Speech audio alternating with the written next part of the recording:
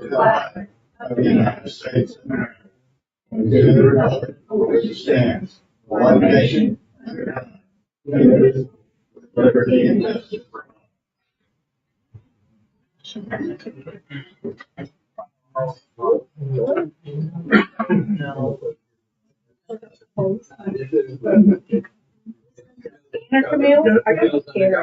This time I'll call the August 14th, 2023 meeting on Newcastle Public Works Authority to order. First item on the agenda is roll call. Carl Nell. Here. Mike Fullerton. Here. Gene Reed. Here. Marcy White here. Item, at this point in time, I will make a motion to suspend the Newcastle Public Works Authority to take care of a couple items on the council agenda. Second. Motion second for suspension. Carl Nell. Yes. Mike Fullerton. Yes. Gene Reed. Yes. Marcy White here. This time I'll call the August 14th, 2023 meeting of the Newcastle City Council to order. First item on the agenda is roll call. Carl Nell. Here. Mike Fullerton. Here. Gene Reed. Here. Marcy White here. Item number 2, discussion of possible action, acknowledgement of resignation of Councilmember Tommy Clay and declaration of vacancy of council position for Ward 1. You need a motion? Yes, we do need a motion. I move to acknowledge the resignation. Second. Motion second for acknowledgement of resignation And declare motion. Oh, and for vacancy. and second. Mike Fullerton. Yes. Gene Reed. Yes. Marcy White. Yes. Carl Nell. Yes. Item number 3, discussion of possible action, nomination and appointment to a council member to serve until the next regular municipal election in April 2025. So, when this position came open,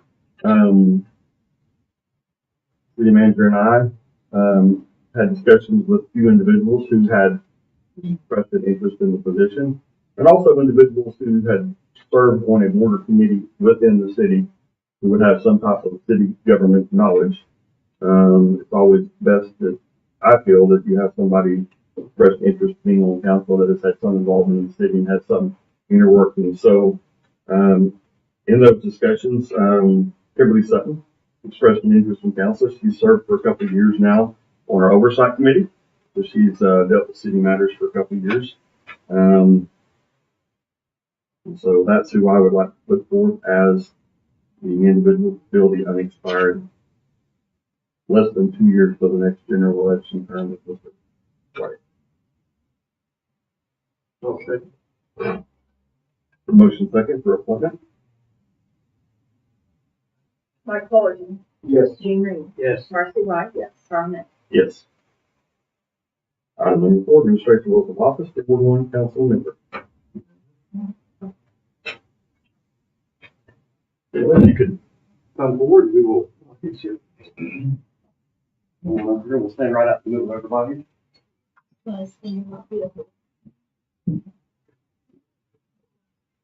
All right. Raise your right hand and repeat after me. I, Kimberly Sutton, I, Kimberly Sutton, do solemnly affirm do solemnly affirm that I will support, obey, and defend I will support, obey, and defend the Constitution of the United States the Constitution of the United States and the Constitution of the State of Oklahoma, and the Constitution of the State of Oklahoma, and I will not knowingly receive, and I will not knowingly receive, directly or indirectly, directly or indirectly, any money or other valuable thing any money or valuable thing for the performance or non-performance of any act for the performance or non-performance of any act or duty pertaining to my office, or duty pertaining to my office, other than the compensation allowed by law. other than the compensation allowed by law. I further affirm that I will faithfully discharge my duties. I firmly I further affirm that I will faithfully faithfully discharge my duties as a council member, as a council member, Ward 1 for the City of Newcastle, Ward 1 for the City of Newcastle, Oklahoma, to the best of my ability. Oklahoma, to the best of my ability. Congratulations. Thank you, sir.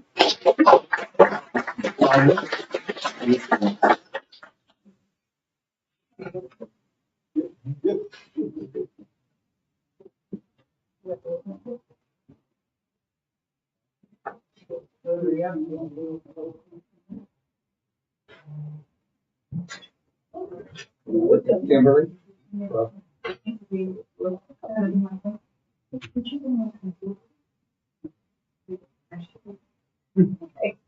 I use my phone when I forget my iPhone.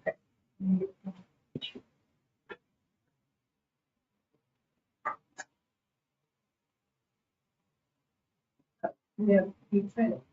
Okay, very good. Yay. Oh, yeah. I think you're good. My laptop over, my iPad.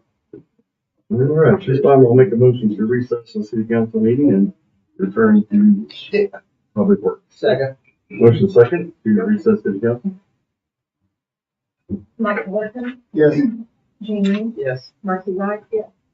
Kimberly Sutton, yes. Carl Nix. Yes. Item number 2 on the city council agenda, public works agenda. Acknowledgement of newly appointed Ward 1 council members to serve as trustee of the Newcastle Public Works Authority. Anything or not? Let's go ahead and acknowledge. Okay, motion to acknowledge, newly appointed Ward 1 council member, Kimberly Sutton, as trustee of Newcastle Public Works. Second. Motion and second for acknowledgement of newly appointed council member. Mike Fullerton, Yes. Jean Reed, Yes. Marcy Wright, yes. Kimberly Sutton, Yes. Carl Nix. Yes. Hope you believe in yourself. Debbie.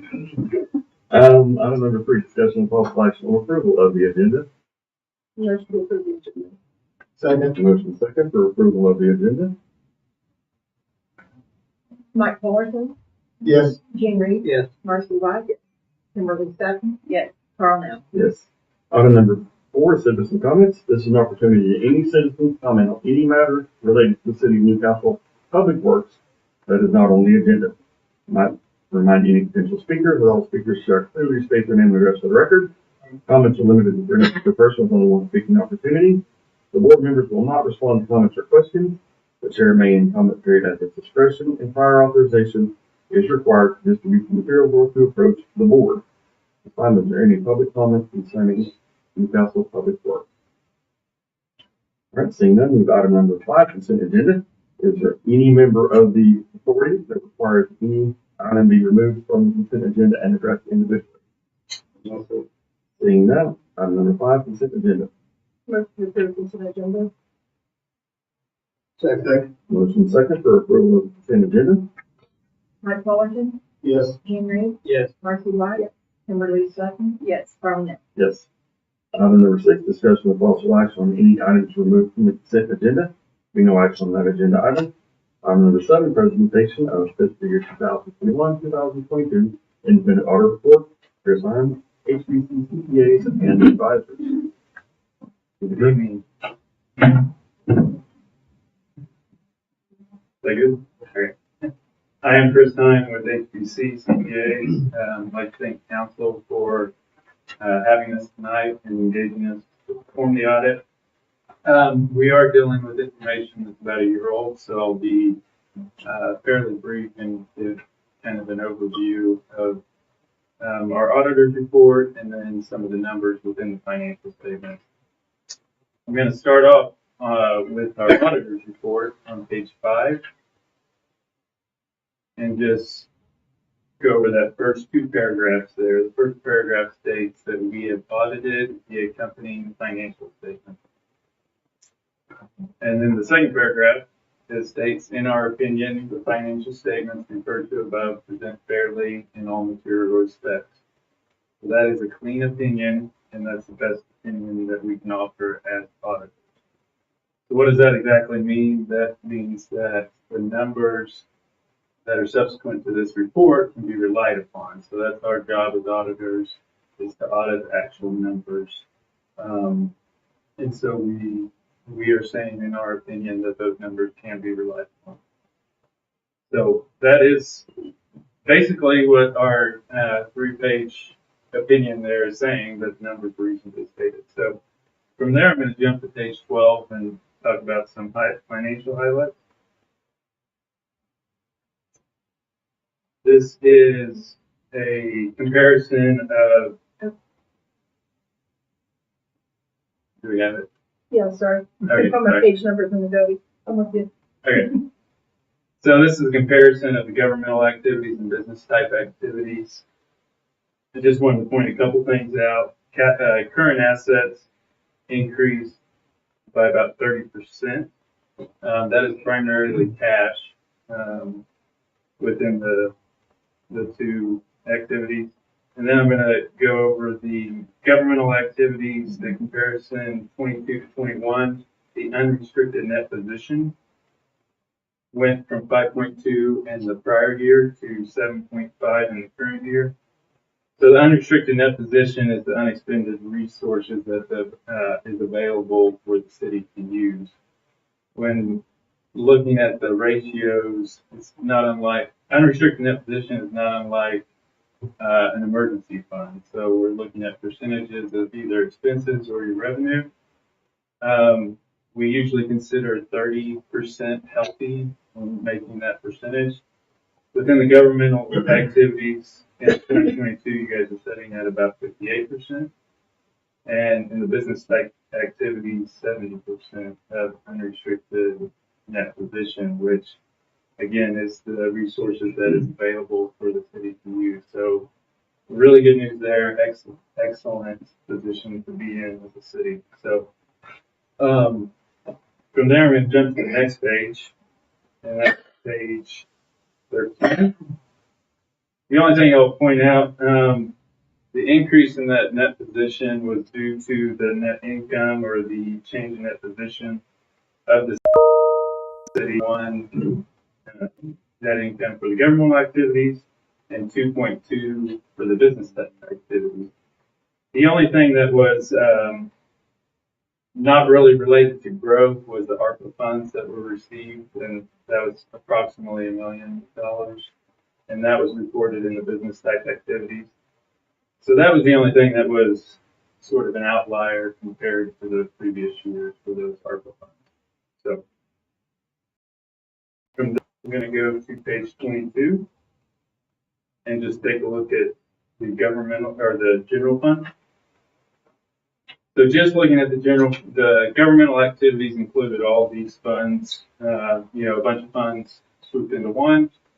Here we're just looking at the general fund and the unassigned net position on that. You are setting at 3.5 million in unassigned fund balance within the general fund. Now the general fund usually has a lesser threshold when looking at that percentage that you want to be at. We see a lot of cities at 10 to 30% when comparing it to revenues or expenses. And the city of Newcastle was sitting at just over 35%. So healthy general fund as well when just looking at that. And then from there, I'm going to jump all the way to our second report, which was on page 57. This is a report on internal control and compliance. This is what we call a byproduct of what we do. So our objective is to form an opinion on the numbers in these financial statements. The report on internal control is a report that we will issue if anything comes up within our audit procedures. An example of that is we will test if you went out for the proper bidding of contracts and receive those, review those in compliance with state statutes. Another example is the budgets for the year, if you're in compliance with state statutes and things like that. So if you're not in compliance or there's any internal control deficiencies, we will report that in this report. There was no issues with non-compliance in regards to or debt agreements, things like that we noted within our audit procedures. So we did not have any findings in this report. So that's really all I was going to go over tonight, and I will open it up for questions. But again, clean report on the auditor's report, and then the numbers look really good as far as June 30, 2022. So I'll open it up for questions. Motion to approve. Always good to hear a report like that. Yeah. Very fortunate.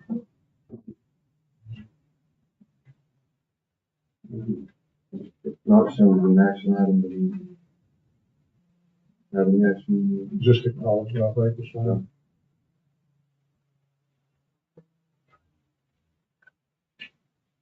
I'll make a motion to acknowledge the presentation. I'll second. Motion second for acknowledgement of the report. Mike Gordon, Yes. Jim Reed, Yes. Marcy White, yes. Kimberly Sutton, yes. Carmen. Yes. I think that was good. Item number 8, water and sanitary sewer rate study presentation by Newgen and discussion and possible action on acceptance and recommendations of Newgen rate studies.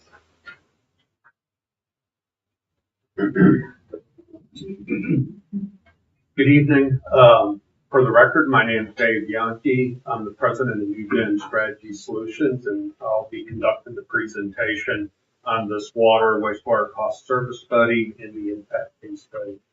You all were provided a copy of the PowerPoint, and it's going to be up there. But let's see, everybody got a copy, hard copy?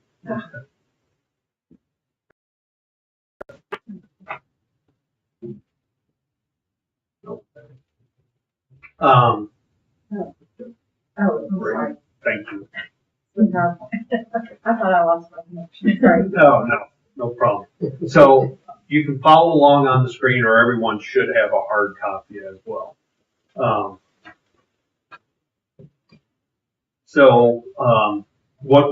What I would like to do this evening, the agenda, I'm going to give you, first of all, just a very brief background on the firm so you understand who is conducting this study for you. I'm going to walk through what our scope of services was for conducting this study, the methodology we used to conduct this cost of service study, some of the key issues we had to address, and then the recommended water and wastewater rates, and also the recommended water and wastewater impact fees. So just very briefly, Newgen Strategy Solutions, we're a 50-person consulting firm. We are strictly financial folks. We're not an engineering firm. We work with water, wastewater, solid waste, and electric utilities, conducting cost of service and rate design studies. Quite frankly, that's our bread and butter. That's what we do for those different utility services. And I'm out of our Austin, Texas office. Real quick on my background, I've been involved in the conduct of water and wastewater cost service studies now for over 30 years. I do a lot of cost of service studies, also feasibility analyses when folks are looking at alternative water supplies and things like that. Some of the cities, I'm actually working with the city of Stillwater right now. I've worked with them off and on for the last 15 years, but we're conducting a 10-year financial plan for their water, wastewater utility. They've got significant water and wastewater capital outlays they're looking at. And so they're having to look at what their user fees need to be. We are just finishing up water, wastewater cost service studies for Ada and Tishomingo. And then in the past, we've worked with Bartlesville and Muskogee. So to walk through what the scope of services are, what were we hired to do? So the first thing was we were asked to conduct a comprehensive cost service study that allocates the cost to each of the specific utility services, the water utility and the wastewater utility. We then had to develop a 5-year forecast of your revenue requirement, and I'll define that term here in a couple slides. It's basically all the costs to operate your utility. And we developed that for fiscal year 2024, which is your current year you just started, through fiscal year 2028.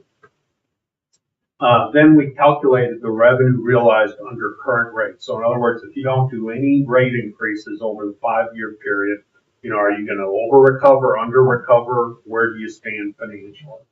And then based on that, we'll design water and wastewater rates based on our experience. We'll also design the water and wastewater impact fees, and then present the findings to city staff and to you folks, the elected officials.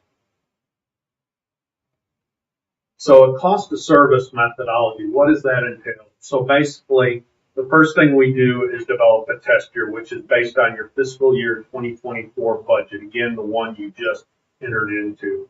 And then we develop that 5-year forecast. which we'll be talking about. We also, what's critical, and we'll talk more about that in a couple slides, we had to allocate capital costs to user fees and impact fees. You'll hear me mention this a couple times, but this is critical. You've got a significant amount of capital outlays, in particular the wastewater treatment plant. So what we want to do is allocate as much of the growth-related capital costs to impact fees, and then those that are non-growth related to user fees. And so that's what you'll hear me talk about here, and that's what we've done in this cost service study.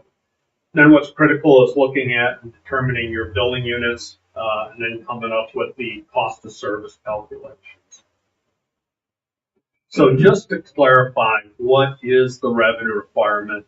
The revenue requirement is what we have to recover through rates. And basically all that is what are your cash capital outlays?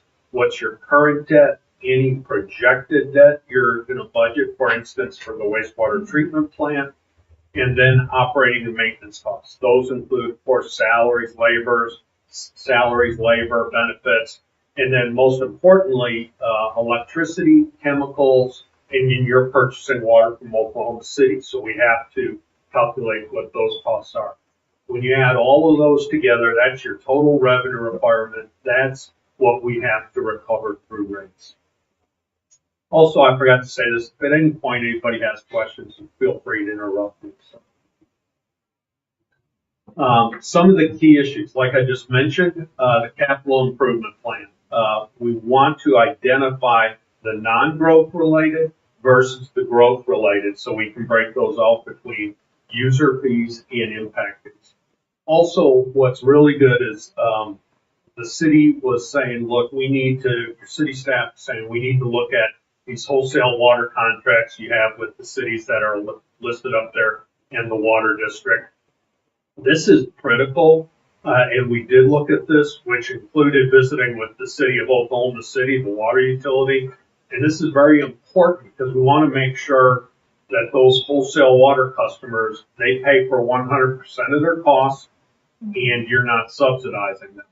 That's what we have developed in our proposed rates. They're paying 100% for it.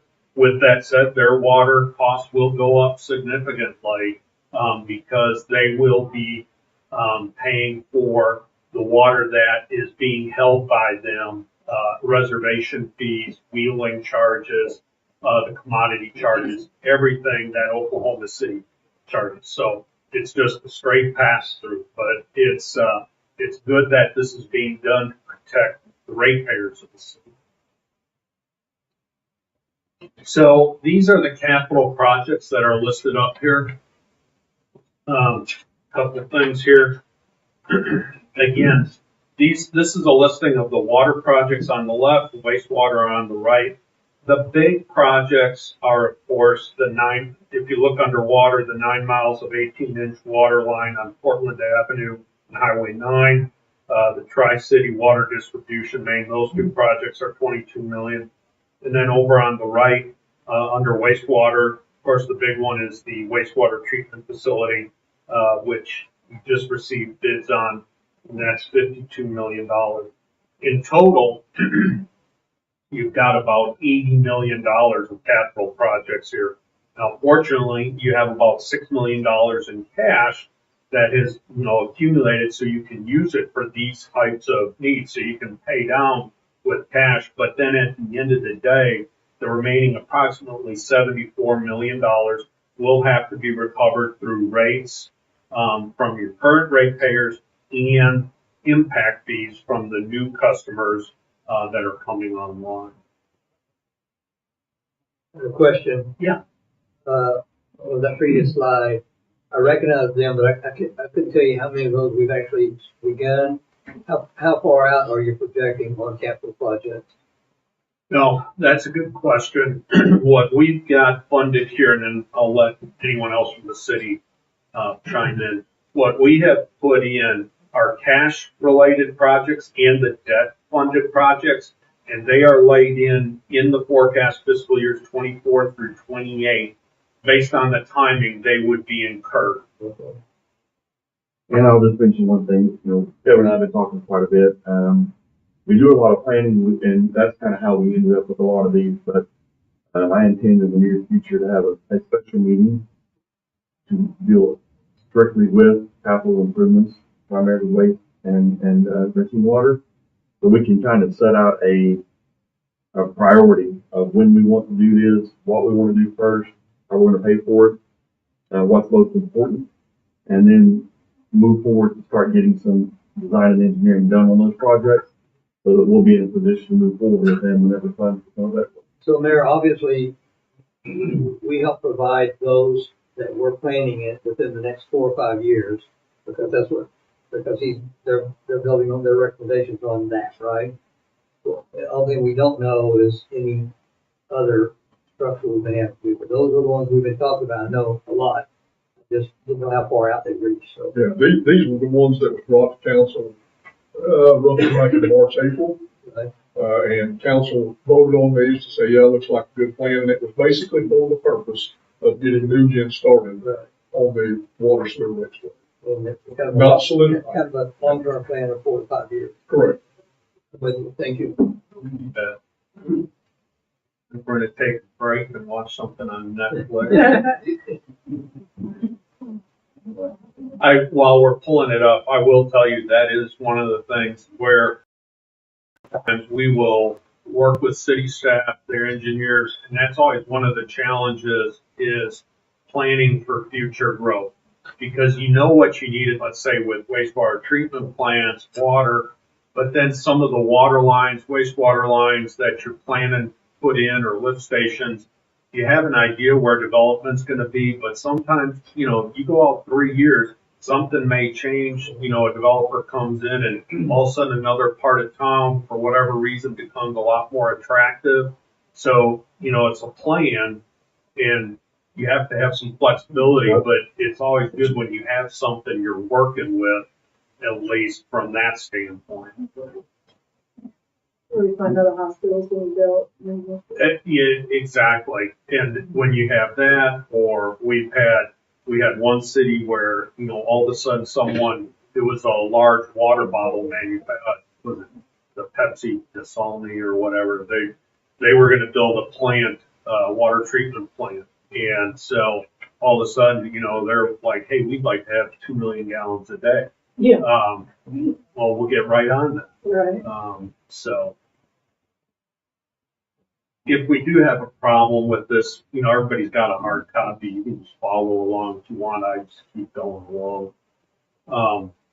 So that's slide 9 in your handout. There's 2 slides on the page. So that was page 5 of the handout, slide 9. I'll just tell the slide numbers as we go through. If anyone gets lost, just holler at me. So that was slide 9. So slide 10 shows your current water and wastewater rates. So currently, your residential bills, your monthly bills, they're all at $34 per month. That includes 2,000 gallons of water consumption. After that, in the middle, you can see it's $5.65 per 1,000 gallons, per additional 1,000 gallons. OG&E is currently paying $3.75 per 1,000 gallons. And then the wholesale basis, they currently pay $10.15 per 1,000 gallons. On the wastewater side, your monthly charge is $16. And again, that includes 2,000 gallons of wastewater service. And then for every 1,000 gallons, it's $1. I will just say, because we're going to get into this and I'm going to be showing you with that wastewater treatment plant, there's some significant rate increases we're, recommending. I will tell you though, starting right now, I don't have any clients that pay $1 1,000 gallons for wastewater. That's just unheard of. And that's part of due to the size of the plant and as you rotate it, to stay in compliance and things like that. So, we'll talk more about that later. The next slide is slide 11, and that's your water and wastewater net revenue requirement. And again, when we get done, there's going to be a detailed report issued, and we'll provide that to you as well. That will have all of the detailed schedules in it. But bottom line, if you look at the first line, the water revenue requirement's about $5.2 million constant.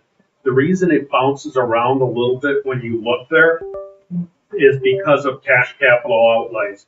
There are certain cash capital outlays that bounce around from say 600 grand in one year to 800 grand the next year. So there's a little volatility there. So for instance, if you look at year 4, fiscal year 2027, you see water's at 5,985,000.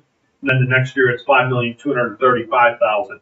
It's not like all of a sudden your salaries went down, your chemical costs went down. That's cash capital outlays in there. That's when the projects are planned.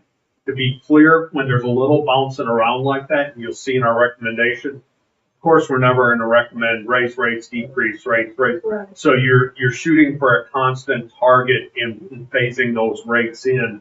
And then as you have an over under recovery, you move along, and you'll see that in our proposed rates. Again, your wastewater is around 1.2 million and then starts increasing to 2.4 million. Most importantly is the debt service kicks in there. Again, that decrease in 2028 is because you go from like in 2027, 2.5 million in wastewater. There's about 800 grand of capital outlays, cash capital outlays for like lift stations or what have you. And then the next year it's like 0. So that's the reason there. Yeah, that's not unusual, but just to let you know. So bottom line, that's where we stand. So let's talk about, okay, with that as the revenues we have to recover. Okay, if we don't raise any rates, how much are we going to over or under recover? And so if you're looking at the water, and I'll just focus on this third line here. Bottom line, I just showed you the revenue requirement on the prior slide. That's how much you need to bring in. These are, the second line are your current revenues under current rates. And then the water over under recovery. You can see you're under recovering about 100, 200 grand, 400. Here you go positive again, because remember, you don't have cash capital outlays there. Okay. Same thing on wastewater. Sorry, I'm standing right behind you here. So same thing with the wastewater. We're running along here. Again, your rates are so low. There's a significant under recovery here. And by fiscal year 2026, keep in mind, that's when the debt service is going to start kicking in here. You're going to be about 1.7, 1.8 million under recovery. Again, no capital outlays here. That's why you only under recover about 900 grand. It's also very important to understand your wastewater customer base is significantly lower than your water customer base. You have about 40, I've got it here somewhere, about 4,800 water customers. You only have about 2,400 wastewater customers. Now, a lot of the projected growth, and we've been conservative in our growth assumptions because you'd rather be conservative and understate, and then if you bring in more revenue, maybe down the road you don't have to have as much of a rate increase, but you want to be conservative, especially when we hit a recession or what have you. But that's where we stand on the current rates. So what we did, slide 13 here, these are our proposed water rates. And we developed 2 scenarios. And under either of these scenarios, here's the key thing we do. If you look at the left, and this is probably one of the most important things I want to mention in this meeting. If you look on the left side, you see your meter size in inches, your current meter factor. And right now, everybody pays the same for the minimum charge, whether you have a 5/8 inch meter or you have a 3-inch meter, okay? Cities that do that are moving away from it. Overwhelmingly, cities are set up so you have a meter equivalent like that AWWA meter factor. Let me explain this. So let's just take a 3-inch meter. Those meters can exponentially take out more water. It's not just, okay, 5/8 inch goes into 3 inches, like 4 or 5 times, something like that. It's exponential. That meter, if you have a 3-inch meter, you have the capacity to take 16 times the amount of water that a 5/8 inch meter can take. Your system, you are required by state code and for water standards, you have to have enough treatment capacity, water storage. I know you buy your water, you have some wells, but you have to have enough water to provide service to that 3-inch meter, whether they take it or not. So there is a fixed cost that is associated with being ready to provide service. And so what we're recommending is you phase in basically scenario 1, we're phasing in the minimum charge over 5 years, and then scenario 2 is over 10 years. That's the only difference, and I won't take it any more from there.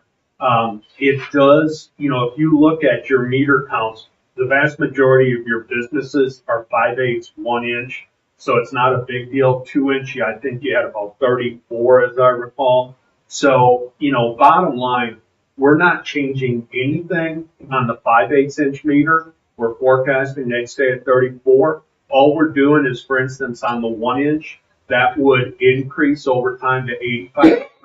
The 2 inches, which are what you have about 30 or so of, as I recall, that would increase from $34 up to $272. But I will tell you this, any business that comes to Newcastle and is saying, hey, I need a 3-inch water meter, and if you're saying, yeah, that's going to be $500 is your minimum charge, if they do business anywhere else, this is not going to be a surprise to them. What would be a surprise if they're like, yeah, you can get a 3-inch and you pay $34, and they're going to go, sweet, that's a good deal. Right. So that's the 5-year phase in. On a 10-year basis, just focusing on it, I'll just go back real quick. On a 5-year basis, again, it took the 2-inch meter. By 2028, you'd be up to $272 from $34. If you do it on a 10-year basis, by 2028, you're only at 153 because we're phasing it in at a slower speed. Okay, so let's talk about proposed water rates. On the water side, there's really not, the water utility financially is really in pretty good shape. I mean, you need some rate increases, but again, you have a larger customer base and you don't have the amount of outlays that capital outlays you're needing on the wastewater side. What we're recommending under either of those scenarios that I just showed you with minimum charges, we're recommending moving from a single volumetric rate to a tiered rate structure. So in this example, again, your first 2,000 gallons would be included in your $34 minimum bill. That does not change. Your 2,001 to 5,000 gallons still stays at $565 per 1,000 gallons. So there's no change there. But what happens after that is they start going up, the blocks go up by $1 per 1,000 gallons. So for instance, the 5,000 to 5,001 gallon to 15,000 would go up $1 to $6.65, and over 15,000 to $7.65. That is the only, and then once that's in place, that's good for 5 years. We did this rate design intentionally to focus on, there's always a concern, and you'll see this in our rate recommendations. Okay, if you have folks that, from an affordability standpoint, how do we deal with this? If you have someone that's using 3,000 to 4,000 gallons, less than 5,000 gallons a month, this is very important, there will not be an increase on their water bill. So, I always use if there's a little old lady or folks on a fixed income or what have you, they keep their water usage under 5,000 gallons, which if you have 2 people, as long as you're not watering your St. Augustine, you can do that. And quite frankly, what you want to do is, my wife loves to water the grass and water the plants. Now we have watering restrictions in Austin. So when the once a week we can water, she waters like crazy. And I pay for it. But The point is, the larger water consumption users pay more, and that's how it should be. So that's why these rates are intentionally designed in that manner. OG&E, we're recommending a 4% annual increase. When you look at that, you may say, well, why is their rate not as high? They take quite a bit of water, about 20 million gallons a year, as I recall, but then they don't have the peaking. They don't create as great a demand on your system, so they're paying for the water. But when your residential customers tend to peak more, because again, they're irrigating or what have you, those are the folks that really use your elevated storage versus customers that have more of they're just constantly taking water. Okay. So we are increasing theirs. Their rate hasn't been raised for a number of years, so we're moving that in the correct direction. And then on the wholesale, I'm going to try to keep from going too much into the weeds, but I want to emphasize, if you look at that sheet, wholesale customers, and you go, well, wait a sec, Dave, that looks like we're going from $10.15 to $2.11.56, and then $2.81. That doesn't add up to $10. Seems like they're getting a better deal. They are not getting a better deal. That reservation fee is what they pay. They pay 90% of their max month, max day, okay? 365 days a year, that $2.11 fee. Point is, when you add up the projected revenues they have right now, you're getting about 100 grand from them, 110,000 from those wholesale customers. That's going to be going up to the $350,000, $400,000 range. Significant increase. Again, you're not getting your pocket padded. This is passing through the Oklahoma City costs, and then the wheeling charge. We went in and looked at your operating costs, chemicals, electricity, for moving water through your system, maintenance on the system, and they're sharing in their pro rata cost of the system to move water to their community. So their costs will go up about triple to 3.5 times, but that's what the cost is.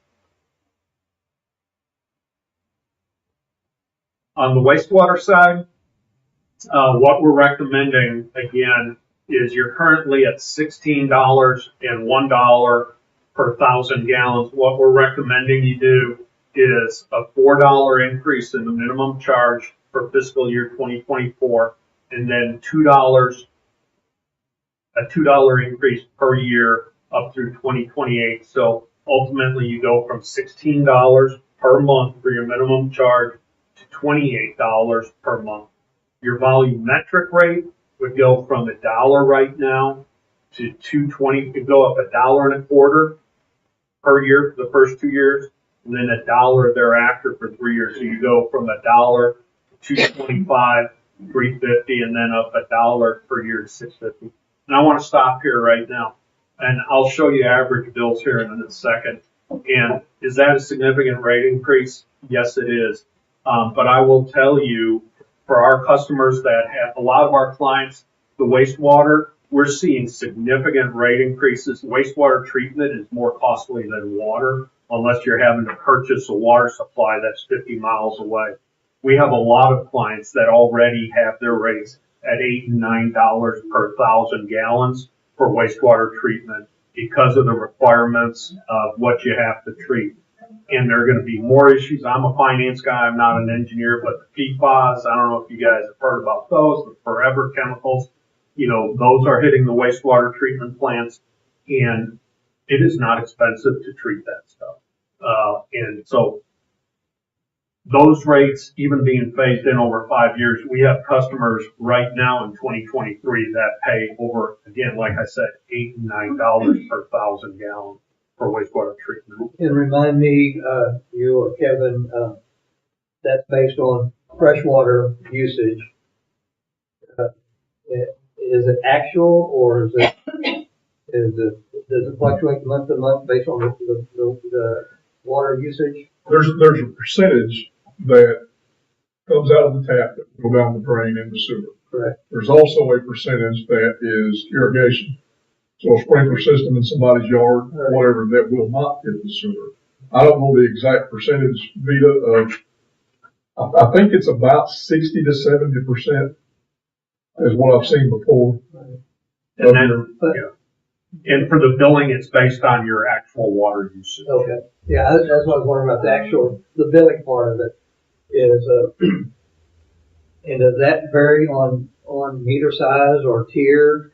It doesn't. Tier, it automatically go up or down with the usage? No, so very good question. A couple things here, and I'm glad you touched on that.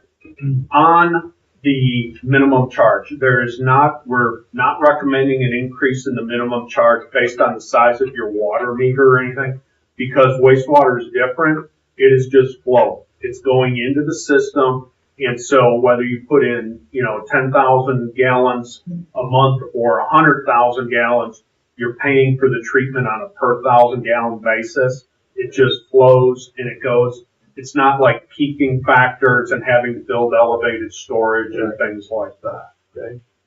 And so that's also why it's just a flat rate. Thank you. Sure. So again, scenario one, and I'm just going to focus on scenario one. Again, the only difference between scenario one and scenario two is scenario one phases in the minimum charges over 5 years. The increases in scenario two is over 10 years. But bottom line, if you look at this, again, a lot of numbers, let's just focus on some of the key lines. So if you look at the third line, water over or under recovery, bottom line, with those proposed rate increases, you're over recovering and making some money. That is good in that helps to, while you're phasing in increases on wastewater, it helps to cover some of these shortfalls on wastewater.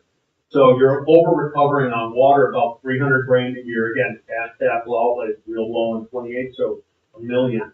But here, even with your rate increases on wastewater, you're 500, 700, and then again, no capital outlay, so you're positive. But what happens is, for instance, in 27, you're over recovering 327 grand on water, under recovering 719, so it helps offset and minimize the total loss while you're getting to a good positive cash flow. Finally, by FY 2028, the utility has a positive cash flow, and the cumulative over-under recovery is at about $641,000. I'm going to show you real quick that there's not much difference between scenario one and two. Just remember, scenario one is about bottom right corner, 1.7 million over recovery in 28, cumulative 641. And if you go to a 10-year phase-in, it just drops about $250,000. And now you go negative. Remember, you were positive about 640. And again, this is the one where you're phasing it in, so you're not getting this much cash. Does that slow down the projects too, though, to be 10 years? This is one of those that if you wanted from a 5-year versus 10-year, I recommend going to 5-year, and you can always split the, quote of Solomon, split the baby. But you go 7 years if you want it, but it's not a huge difference going from 5-year to 10-year.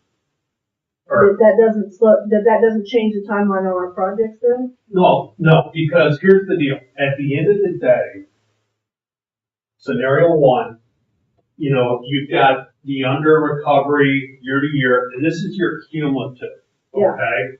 And so you bottom out and you're going to dip into reserves about 1.1 million, and you got 640 grand in the bank by 2028.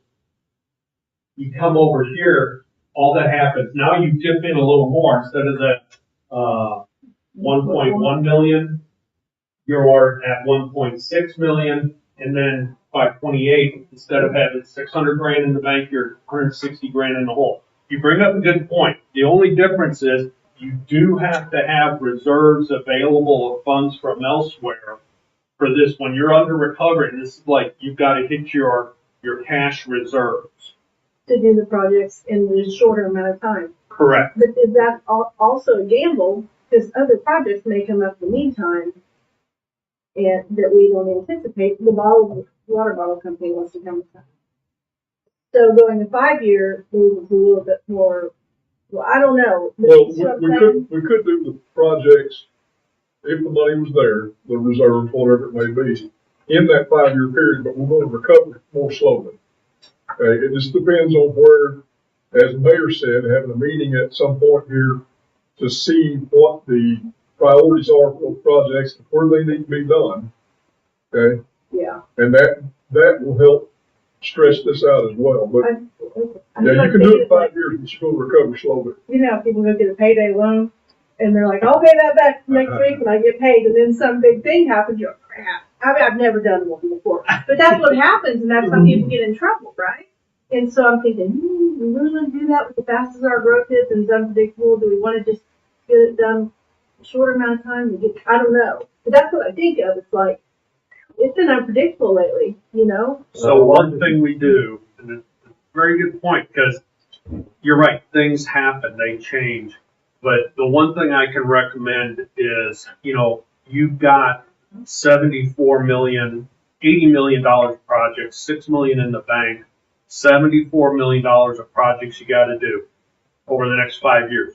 Will it deviate a little bit? I guarantee you something will happen because that's just life.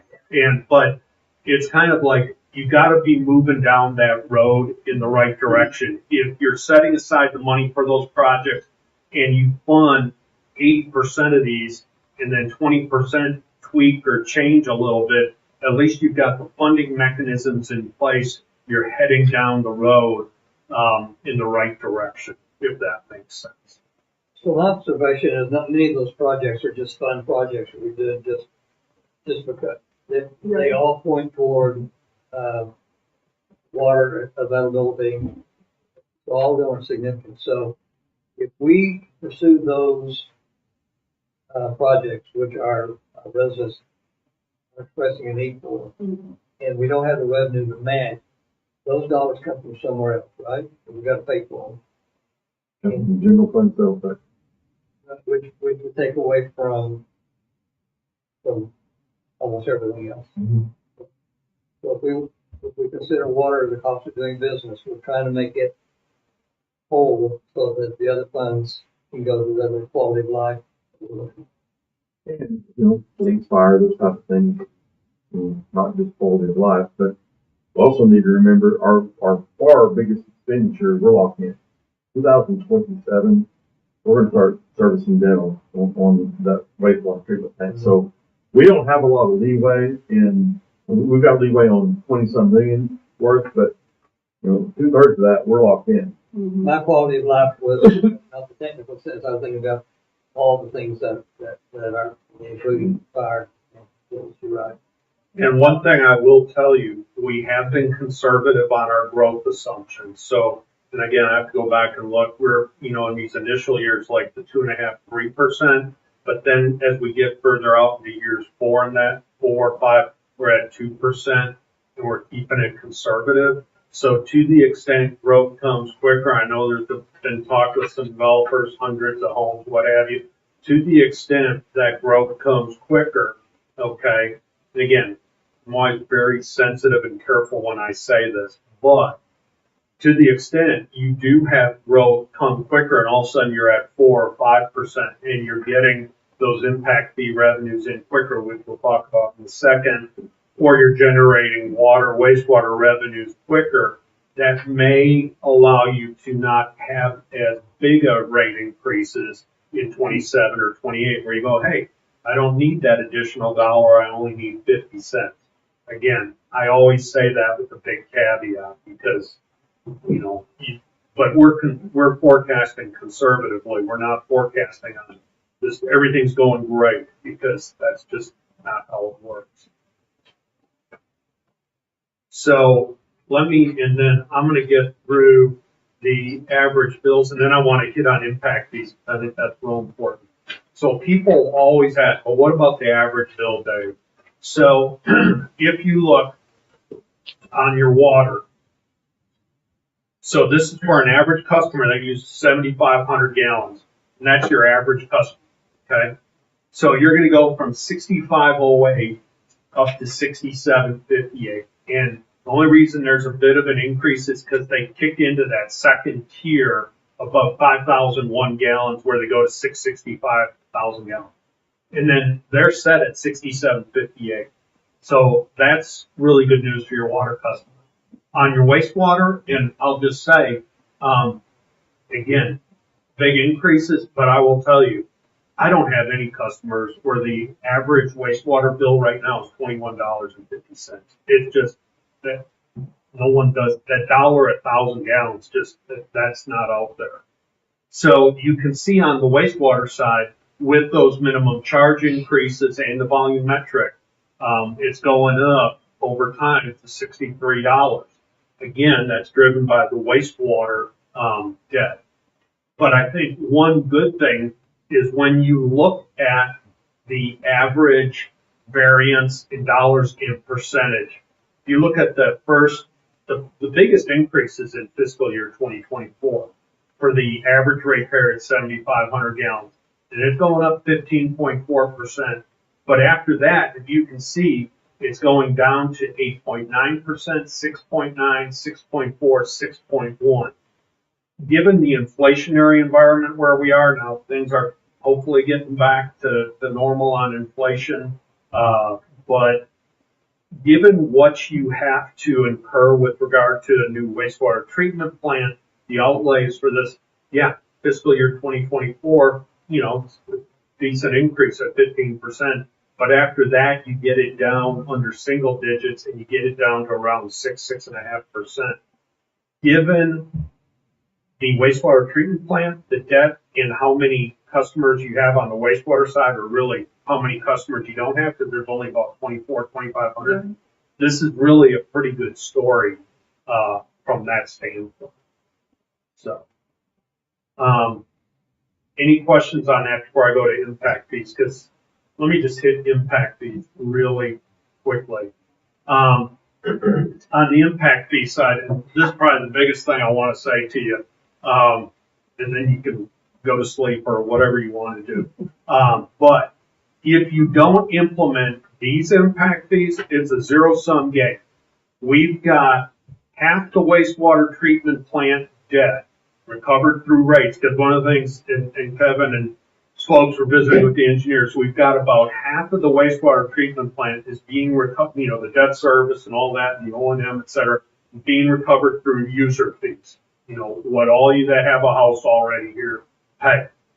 And then the other half of that capital is being funded, that debt is being funded through impact fees. Would you define impact fees for our residents? Sure, good, thank you for that. So I'm going to build 10 homes in your community, and I'm going to need 5/8 inch standard meters. Under the new scenario, here are the proposed rates for each home. I would have to pay to the city, I'm the developer, $12,000 to hook up for water and wastewater, and then that gets baked into the cost of the home, okay? For So- residents? The developer per house. So I'm a builder, I got 10 homes at 12 grand, $6 grand for water, $6 grand for wastewater, that's 12 grand times 10. I have to put 120 grand up to hook up to your system. Let me emphasize to you, and so a couple things. So let's say it's 4 grand, go 4 grand. Well, you got to get that shortfall from somewhere else, and that's going to come through rates. So it's a zero-sum game here. Let me also tell you, we are doing impact fees in Texas. I'm about ready to start working in New Mexico, and Stillwater we're working with. They want us to look at impact fees when we get done with water, wastewater. Impact fees are going up astronomically because the cost of wastewater treatment and also the cost of water supply or replacing aging infrastructure or expanding. Let me back up. I misspoke a little bit, aging infrastructure. Impact fees are only growth related, but I'll give you an example. I've got a water system in Central Texas. It's about 10,000 connections. They're planning for growth for another 1,000 connections that are coming on with developers and that. One of the things we're looking at is different water supplies. They're gonna have to, build a well field that's about 50 miles away from where they are and pump the water and build the wells and buy the water rights. Over the 30-year cycle, it's $400 million, that they're spending. The cost of water and treating it has gone up. We've got clients that are at the city of Pflugerville, that's outside Austin, they're at $16,000 right now on their impact fees. New Braunfels, which is south of Austin, between San Antonio, they're at $18,000. You want to build a home, $18,000 is what it'll cost to connect to the water and wastewater systems. So, bottom line, this is what we're seeing. It's not popular, but it's what it costs. Yeah, when you did yours, well, okay, this is just for me. Also. One thing I will say, you know, we look at new wastewater treatment facilities. We went in 5 years ago thinking it was going to cost us $20 million. A few years ago, 3 years ago, we thought it was going to cost us about $24-25 million. We're in around $52 million now, and during that time, our rates have done nothing. And for a long time before that, they've done nothing. Our impact fees have done nothing. We've had discussions with other municipalities in this area. They're struggling just like we are to build infrastructure and build waste treatment facilities. There are several of them that are looking around that $11,000-12,000 impact fees just to try to build some infrastructure to serve the development of So, that's a shockingly high amount and a large increase on impact fees, but it costs a lot more money to build anything related to sewer or water, like you said, than it did in the past, and it's gone up at a level that we could not have even fathomed 5 years ago. What is the last rate increase you've had for water or wastewater? It was the last rate was in 2017 rate increase. 565. Across for both? Yes, 2000, what did you say? 17. And one thing I would mention, when we've worked with clients where you have that type of, where it's been 7 years, 6 years, one of the things we've done is look over that period. Again, no one likes rate increases. I've yet to find a council that was happy to see rates were going up. But if you look from 2017 to 2028, that dollar amount, because you have had no rate increases while costs keep going up, I guarantee you, I run those numbers for you, and I'll be glad to if you want it, Kevin, later. I bet you $10 right now, that compound rate would be around 5% over that period. Because again, compounding. And so for 5 and 6 years, there have been no rate increases, and now you got to do it. And the point I made about the impact fees is to remind people that is generally new structure, new homes coming in. That's what we would call hookup or tap fees or whatever. Yeah, they're connecting, and then that is giving them the right to then connect to that new wastewater treatment plant. They're helping to pay for a portion of that debt service and those fixed costs associated with that growth-related component.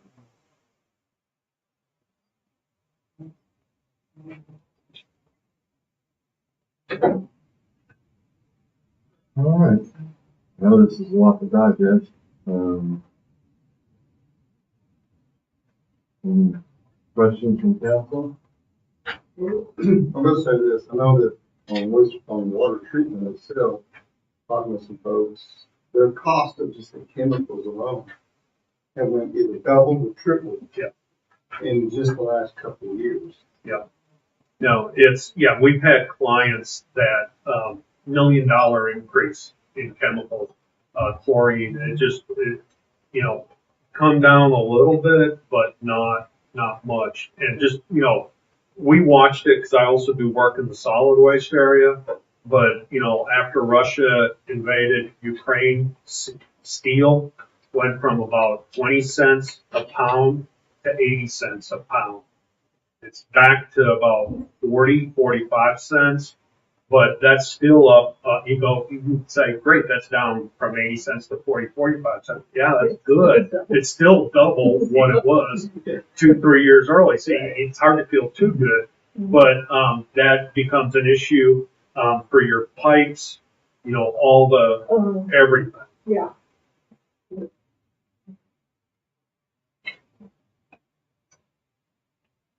You had mentioned outdated equipment. Does that cover under maintenance and operation?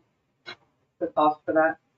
So what we've got, let me make sure I answered your question. So what we've got incorporated in here are the construction of, like the wastewater treatment plant, some new water lines, and then there are some replacements of aging infrastructure. And then built into your standard operating and maintenance costs are a certain amount of cost where, hey, this pump went out and I got to spend $10,000 on a new pump or whatever. So it's a combination of both cash capital outlays, the debt service, and your O&M costs. The cost of the city include increased cost of salaries and salary benefits and a variety of other things. So overall cost of doing business in any part of our city is going up. Yeah, and very important when we provide you with the report, yes, we have everything is adjusted for inflation, different factors, salaries, O&M, Okay. salaries, benefits, we're inflating those, and I have to go back and look. I think we were like 3 or 4%. Don't hold me to that. And again, all those things, and some of the things like chemicals. We've had clients, and we took care of that for you where we forecasted it, but we had clients where when it was going up in the middle of a fiscal year, they had to have change orders to amend their budget. And so all of a sudden, if they were spending $1 million on on chlorine primarily, and others, but if it was $1 million a year, instead of say 5% inflation, which would put you at $1.05 million, they're like, no, we're at $1.8 million. So yes, this includes all the costs are inflated.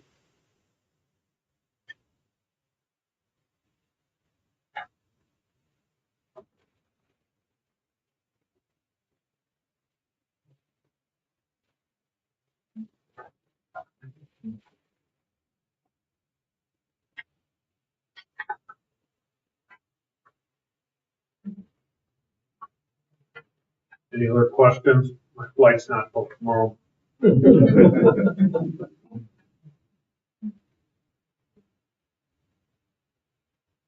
Well, if there are questions down the road or further discussion, we'll be putting the report together. I'll talk with you, Kevin, but if there are any issues or what have you, questions, glad to be available and answer them. If you got to set up a Teams call to walk through some of this or what have you, I'm glad to. I'll ask one more question. In your opinion, what are, not many cities are going probably to the extent we have to do this rate study. What are the risks of the cities in a nutshell, in your opinion? What's the risk of towns and cities who are not looking at this? Yeah, so it's a real risk because especially if they are not putting aside money for aging infrastructure, we've got clients, we have clients that are in communities where, the lines are 100 years old. We've got other communities that, around metroplexes that a lot of the development will be newer and it's only 30, 40 years old. But especially for communities that are older or have older sections, doesn't have to be the whole city, what they risk is major failure of, wastewater lines caving in.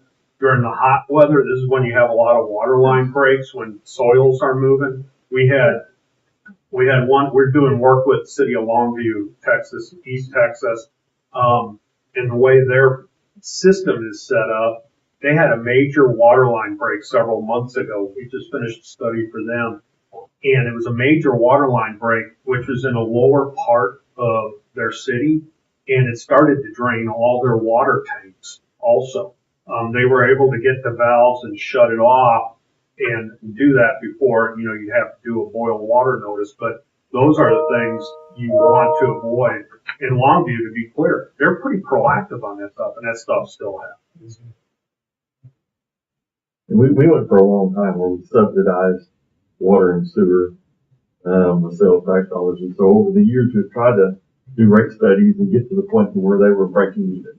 And I think that's where we were back in 2017, was we were at break even. Well, with the projections he's making here, if we do nothing, next year we're going to be subsidizing water and sewer by over $600,000. If we do nothing, the year after that, we're going to be subsidizing water and sewer by about 1.7 million out of sales tax. Which our citizens are paying for either way. Either way. Yeah. We're looking at whether or not we want to account it to the right category. And like you said earlier, that 1.7 million takes away from the ability to do improvements and provide services elsewhere in town. Because our citizens will pay the difference. And if we're not careful, they'll pay for emergencies that could have been avoided maybe. I mean, I'm thinking out loud because we're all facing, rate increase if we, possibility of doing this, but it's really not really net adding to our cities, I don't believe. We're probably adding to new structures and developers, we're affecting them, but only to share the cost of what they're getting. So roughly in the spreadsheet that I sent council this evening, 89% of our water customers will not see any kind of a rate increase for the next 5 years. 5/8 meters covers 89% of our water customers. So now I think the 1 inch is 7%, I believe. Or maybe a little more, that may have been the 2 inch, it's 7%. But the majority of our customers won't see any kind of increase at all for 5 years. It's the larger users that Dave was talking about that will be funding a lot of the cost that's non-growth related. The impact fees will be funding the growth related. Yes, that's going to hit developers. Yes, that's a huge concern.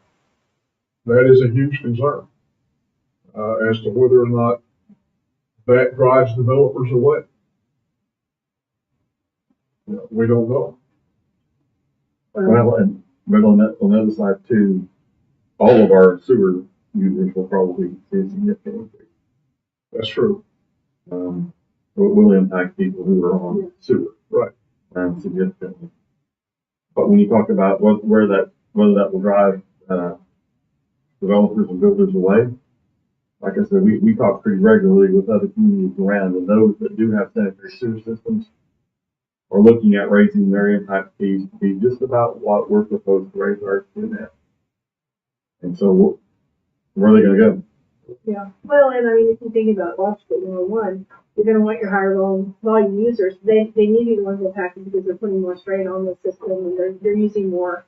That's expected. That's not unexpected at all, right? And number two, there's an argument being made for our existing people should not get the biggest hit. Or, if we're going to have to put a hit, which we will, then I would rather it be on coming in rather than those who are here. If we can, you know what I mean? Like, I think that's reasonable. It's going to have to go somewhere. And why are we going to have to do it? Well, because we're growing. So let's put it where the growth is then, before we put it with people that are already sitting here. So we're going to have to do it either way. And then to a certain extent, we talked, Dave hit on a little bit, but our current plan, we can't continue, even if we weren't growing, we could not continue with that current plan because of the more stringent requirements he's coming up. So we're going to need a new facility, even if we weren't taking on any more customers, simply to meet the requirements that are coming down the pike on what we can discharge in South Canadian. So that's an expense that all of our customers at some point in time are going to have to bear. But it's only the customers that own it. We'll know wastewater for that. Oh, that's true. So we've got 4 different action items here One is to accept the recommendations, so I'm a little bit confused. We accept the recommendations, does that mean that that sets the water and sewer fees and impact fees we're proposing to have on the next three items? That's what I was, Yeah, that's what I was thinking, so. yeah, within 9 and 10. I thought maybe we can acknowledge your seat like Jeff said on this, and then we'll discuss those other individually. Thank you, Dave, I appreciate it very much. Thank you. I'll make a motion to acknowledge receipt for item number 8. Second. Motion second to acknowledge receipt of the Mark Fullerton, Yes. Gene Reed, Yes. Marcy White, Kimberly Sutton, yes, Rhonda. Yes. Item number 9, discussion of possible action, adjustment of water user rates and adoption resolution 2023-04. So this is a pretty easy one, but like they said, we're not really impacting water rates yet. So, There, do you want to comment yes, I think from all these. after we discuss? But still, even on this one, on item 9, we still would need to determine which one, number 1 and number 2, right? Right. The 5-year, 10-year? Does that come under like, when does that decide? Sure, yeah, 5-year phase in. Yeah, okay. Scenario one. So, Yeah, I think on both, areas, I think 5-year phase in is what we need to look at then. Yeah, I mean, yeah, I go back to what I was saying, my fear of the unknown ahead of us with the rates we've been growing, maybe we won't grow that fast, but if the rate we've been growing is just dropping in our plate, scares me not to do the I have to agree. I think the 5-year would be a better plan. I mean, especially with everything that we see in the forecast. Well, I would hate to put things off, irregardless of growth, because we right now still need to get water from the east side of town to the west side of town. Yeah. We've got all the water in the world on the east side, but we don't have what we need on the west side or the adequate pressure we need there. So some of these projects that we're looking at, a couple of them, actually 3 of them, are to help solve that. And so I think we need to move as fast as we can, fiscally responsibly, to get those done to make sure we can have adequate water over to our new council members subdivision. To the southwest part of town. I hear that, I was like, oh, Yeah, that's what the problem also, is. is that part of what we prioritize, we'll decide how to prioritize, but that definitely. We've got 3 that we're proposing this, and we've got another one we're looking at as well, that we'll talk about in that meeting too, Okay. that may help do that, so. Carl, would you clarify or reinforce, if you will, that new developers that are coming in that are incurring costs to bring water to their development, they are covering that cost? They are, they're required to cover, We may upgrade on our choice, but new development is zero sum, so to speak, yes. from their part. And often, and most of the time, when we get new development in an area, those required upgrades actually improve the service to other residents that are already there, because we get larger lines, at least in a portion of the area.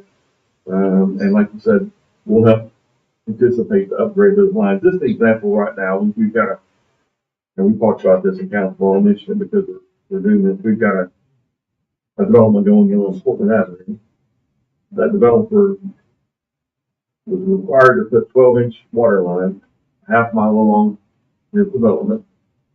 We worked with that developer, and we're paying the cost to upsize from a 12-inch line to an 18-inch line, because that's part of this line that we're looking at spending a lot of money on going down south. The developer engineered it, the developer's installing it. All we are out is the increased cost of the materials for the 12 and 18. So doing cooperative agreements like that, that gets us a half mile further of 18-inch line that we didn't have to bear the engineering or the installation costs on. That's a pretty good deal. And it provides better water service for that whole area. And they're required to do the just to say that loud, they're required to do the upgrade because there's not adequate water if they didn't, right? Is that why they're having to do that? Because there's not adequate water for a whole neighborhood, if it's a 6 inch or. Right now, they wouldn't have adequate power flow and adequate. Okay. Any other questions about water rates? All right, this time is during public comment on agenda item number 9. All right, seeing none, so it's public comment period.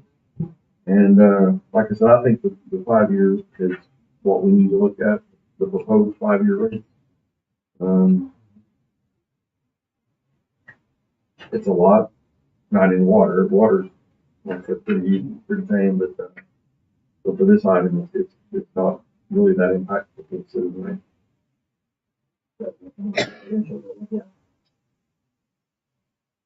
I would make a recommendation before council takes a vote on this or motion. I would recommend that these rates begin potentially October 1. Give us time to get this out to public.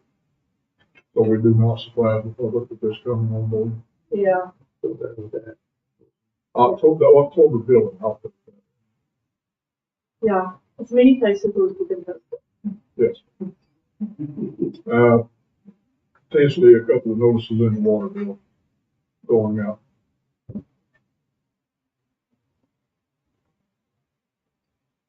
And, things would have changed considerably on any of these where we can always adjust this.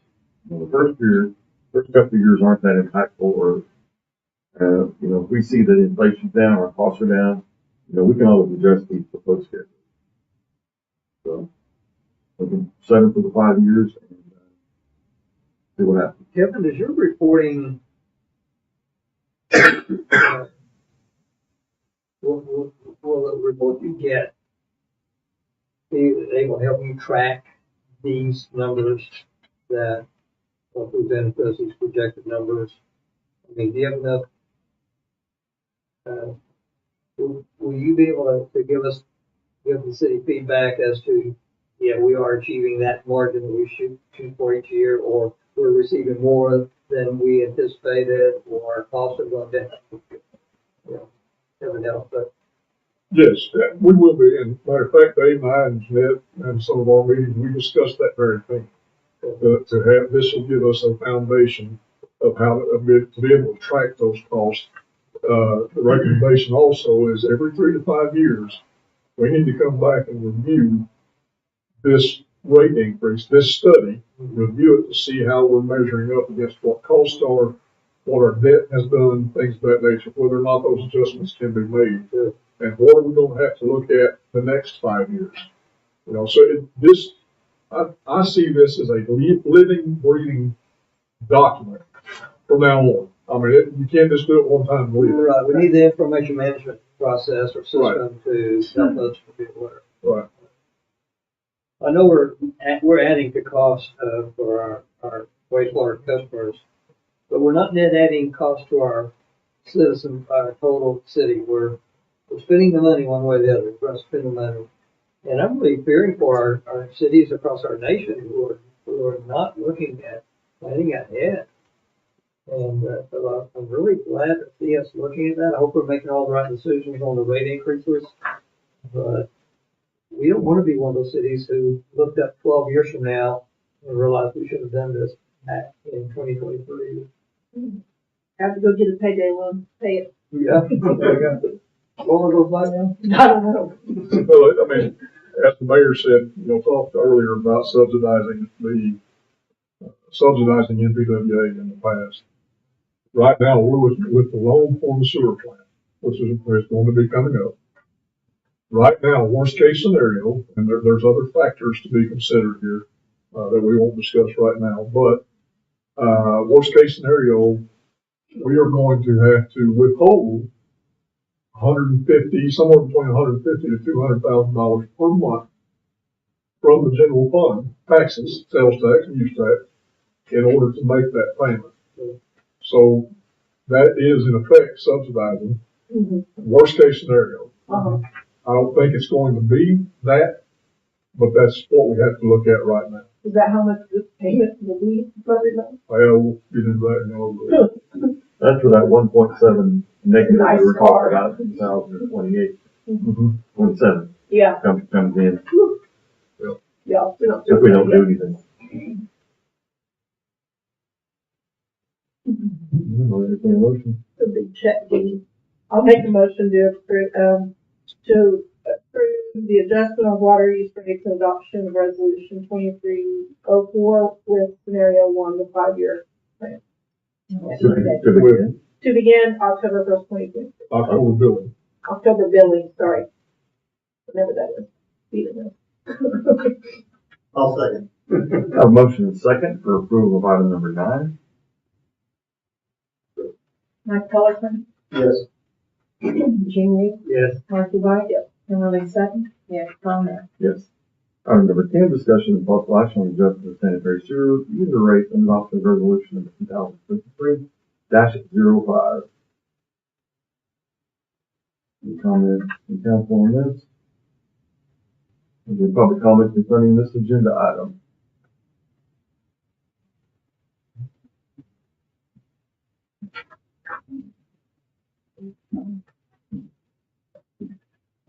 Good evening. My name is Joel Dixon. I'm the interim city engineer for the city of Newcastle. I just had a couple of questions based on the presentation. It struck me that the wastewater costs are higher than water treatment costs, if I understood that correctly.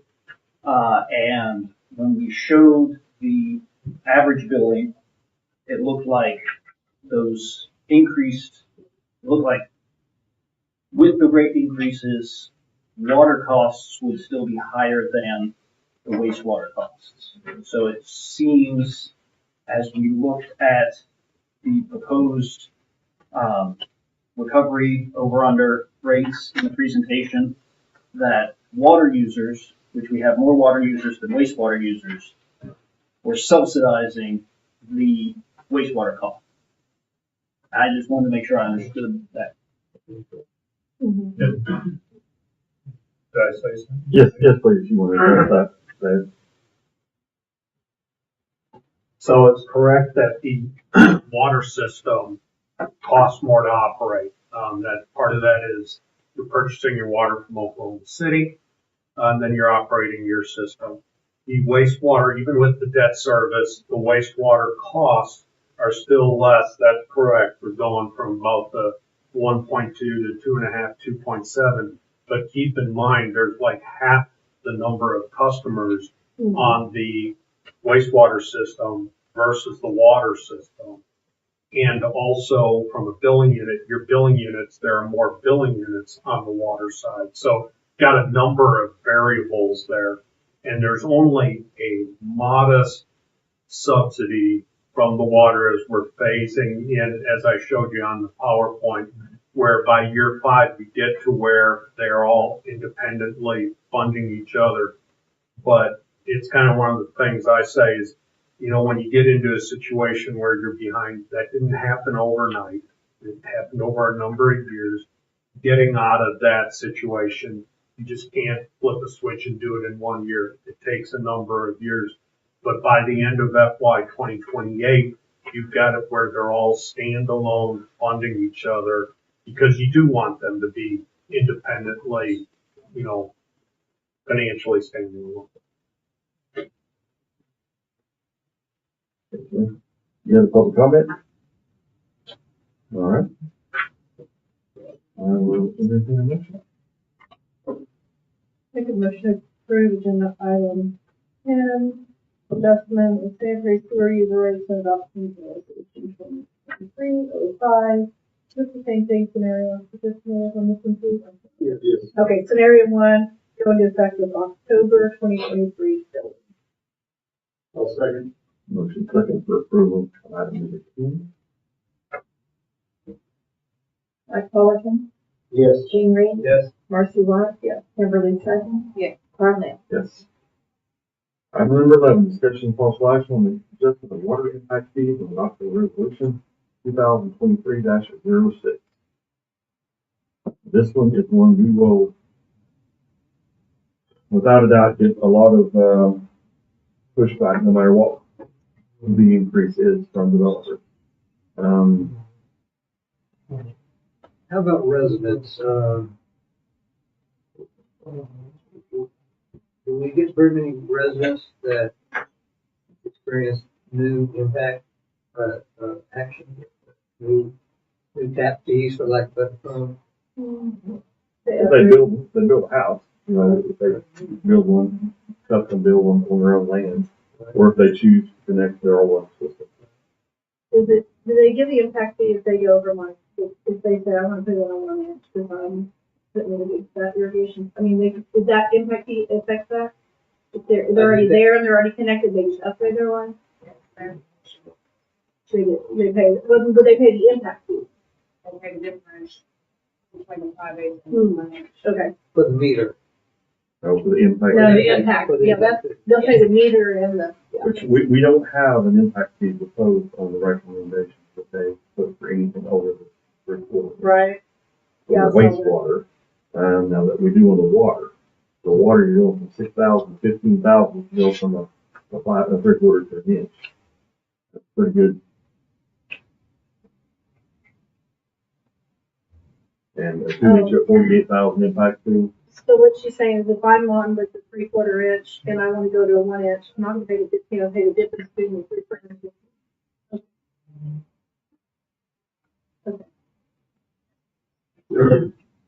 Maybe essentially ask you, do they pay an impact fee? They say they have 5/8 meter already, servicing the house, and decide that, I'd say if they want to add a sprinkler, 1 inch line with a sprinkler additional to theirs, separated. Some people do that. And some people have done that. Separate meter, new tap, and separate meter. Yeah. Sure. Is there an impact fee Just that apply. has Yeah. that? Oh, yeah, they get a new meter, they'll have an Yeah. impact fee. The full, full month. But, different. I just wanted to make sure it was clear here. If you look at slide 20 with recommended impact fees, so what we're recommending on the water side is, for a 3/4 inch, it would go from $1,000 to $6,000. The 1 inch and 2 inch go up accordingly to the 15 and the 48,000, and those follow that multiplier. We have a footnote down there then that says for anything greater than 2 inch, that'll be resolved. We recommend that just go at that continued, multiplier, the meter equivalency factor, but because you're basically everything is up to 2 inch. We didn't list it, but we can add that in the report if you want. It would just follow that meter equivalency factor, if that makes sense. Yeah. And then just the last thing I wanted to mention, on the wastewater side, we put the 3/4 inch at the 6,000 also based on the cost. For the 1 inch and 2 inch, we put those as to be determined, because you gotta understand, some folks, they may use a lot of water, but then their wastewater system, a lot of the water is being used and it's not going into the wastewater system. So you wouldn't have an impact fee to that other than for a 3/4 inch. So it depends, as those meters are larger, what are they doing on the wastewater side? So those would be, again, it's not like you're having, 2 of those come in every month or anything like Right. that. So at what point would, but if we want it to be somehow published, where it's not like just random, right? Like if we're going to set something, just we don't have it set yet, or is it? Well, he's proposing it's negotiated by the city staff. That makes me uncomfortable. But I do hear what you're saying. Maybe there's a methodology we could do to handle Based on, yeah, will be calculated based on yeah. percentage. I can imagine somebody emailing and saying, well, so-and-so paid this much and we're paying this much. And I would rather us figure out what the scenarios are and find something that fits as close as we can get it. Let me ask this, what type of business would we look at that would use a 3-inch line? R1? No, No. no, Bigger? no, No, smaller? Yeah. You think they would need? 3-inch water line, Yeah, 3-inch I should know. 3-inch meters. that's a lot of work. That is a lot of work. That's why I was trying to figure out what type of industry would be. Yeah, I don't know. But this includes just a 1 inch even a 1 inch is DVD, so. Well, Yeah. like, yeah. We have a total, Hospital. It may be some companies that fill up, tanker trucks. You know, what, it appears we have a total of 22 3-inch feeders in the city. what, like Walmart, OG&E, If they were filling up tanker trucks, it wouldn't impact our wastewater. Vita, who has a 3-inch feeder, just one off the top of your head? Business. Walmart. We'll have a couple of them. Water that have to. I know of one resident that has a 3-inch feeder. oh, gosh, a renter. Mm-hmm. You know, They just, to be excessive, they get it to be excessive. A 3-inch, wow. I'm gonna consult my local expert about Well, like. and you have to use a lot of water, and most of the time it's residents, gonna be for irrigation. Or somebody like Walmart, more than likely they're gonna need that fire flow for insurance. Right, and that's a blink to them, right? Like, I mean, that doesn't hurt my feelings on that. And even on the wastewater, it's just, I'd rather it be listed to know what's expected, so there's not any. Okay, we're talking water then. We'll talk wastewater in a second. Or no, we are. We are on waste. We're always, sorry. No, it's okay. Water You're right, we're at, Water type. you're right, we're there. Okay, so yeah, so water, I'm good with water. You're good with whatever. Yeah, I'll hold my breath on this one. We can yell in the next. Okay. All right, is there any public comment concerning this agenda item? Yeah, okay. Please state your name and address for the record. All right. Ross Morris, Morris Engineering. I'm a resident here at 2917 Northwest 40th. On the new residences, you're gonna double the impact fee to 12,000, is that right? That would do way more than double. Yeah. Go probably from, Well, he was saying it's like 6,000 additional. Is that right? no, 2,500 total for water and sewer right now. It would go to 12,000 if we adopted these as proposed. Okay. And then there's still a tap fee though, right? For the water and You're sewer. referring to that fee. So tap fee. I mean, Well, I was referring to the impact fee. impact fee, what's There is still that? taxes. Oh, the tap fee, I beg your pardon. So, and they're like 3,000 or 4,000 a piece, right? No. 335 for 5 days, 475 for 1 day. Okay.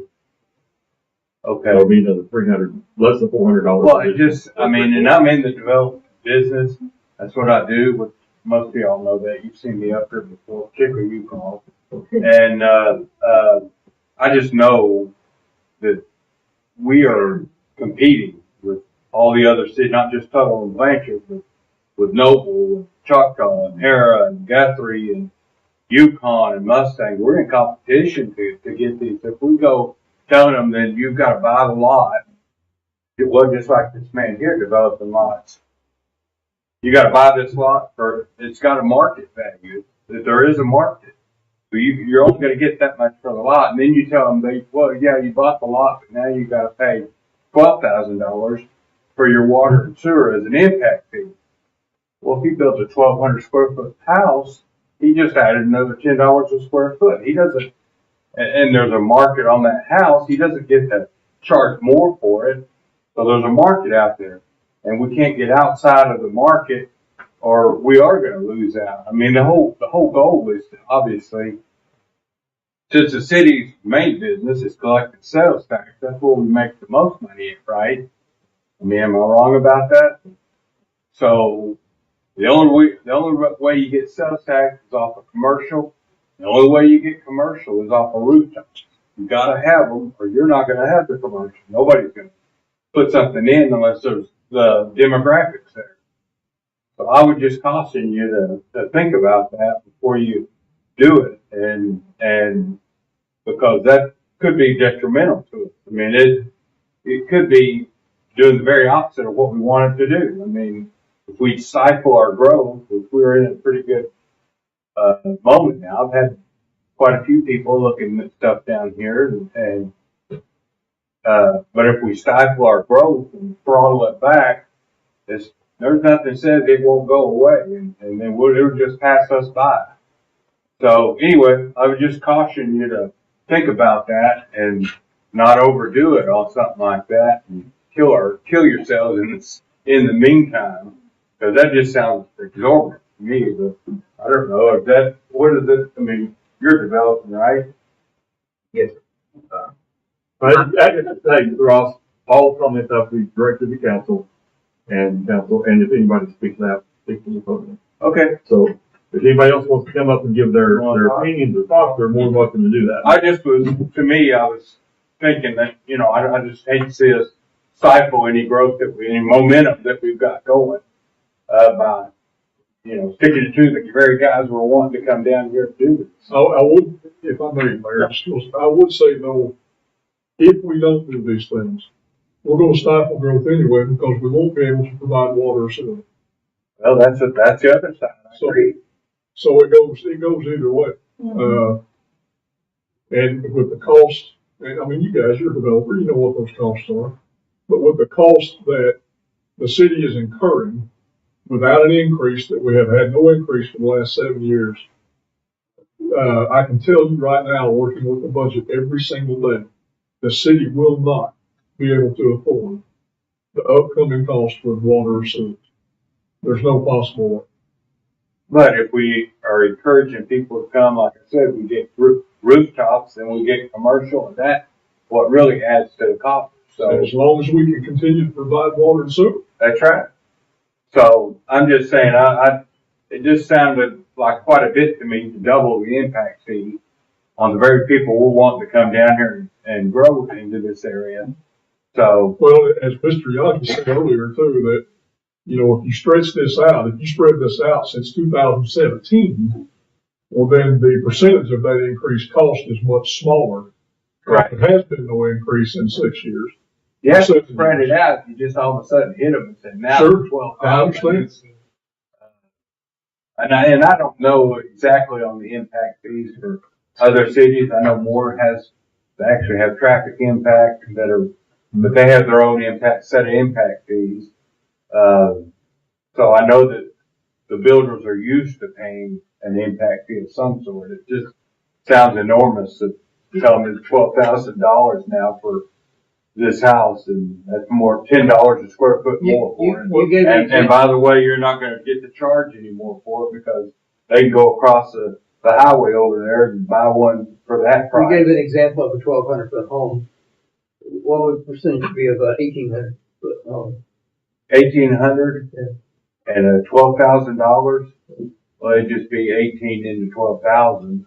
You gave an example of, so, I mean, you know, would it leave? So it'd be probably $7 a foot. So, Right. But the thing about it is the home builder he can set his price wherever he wants it, but he's only gonna get whatever the market will bear.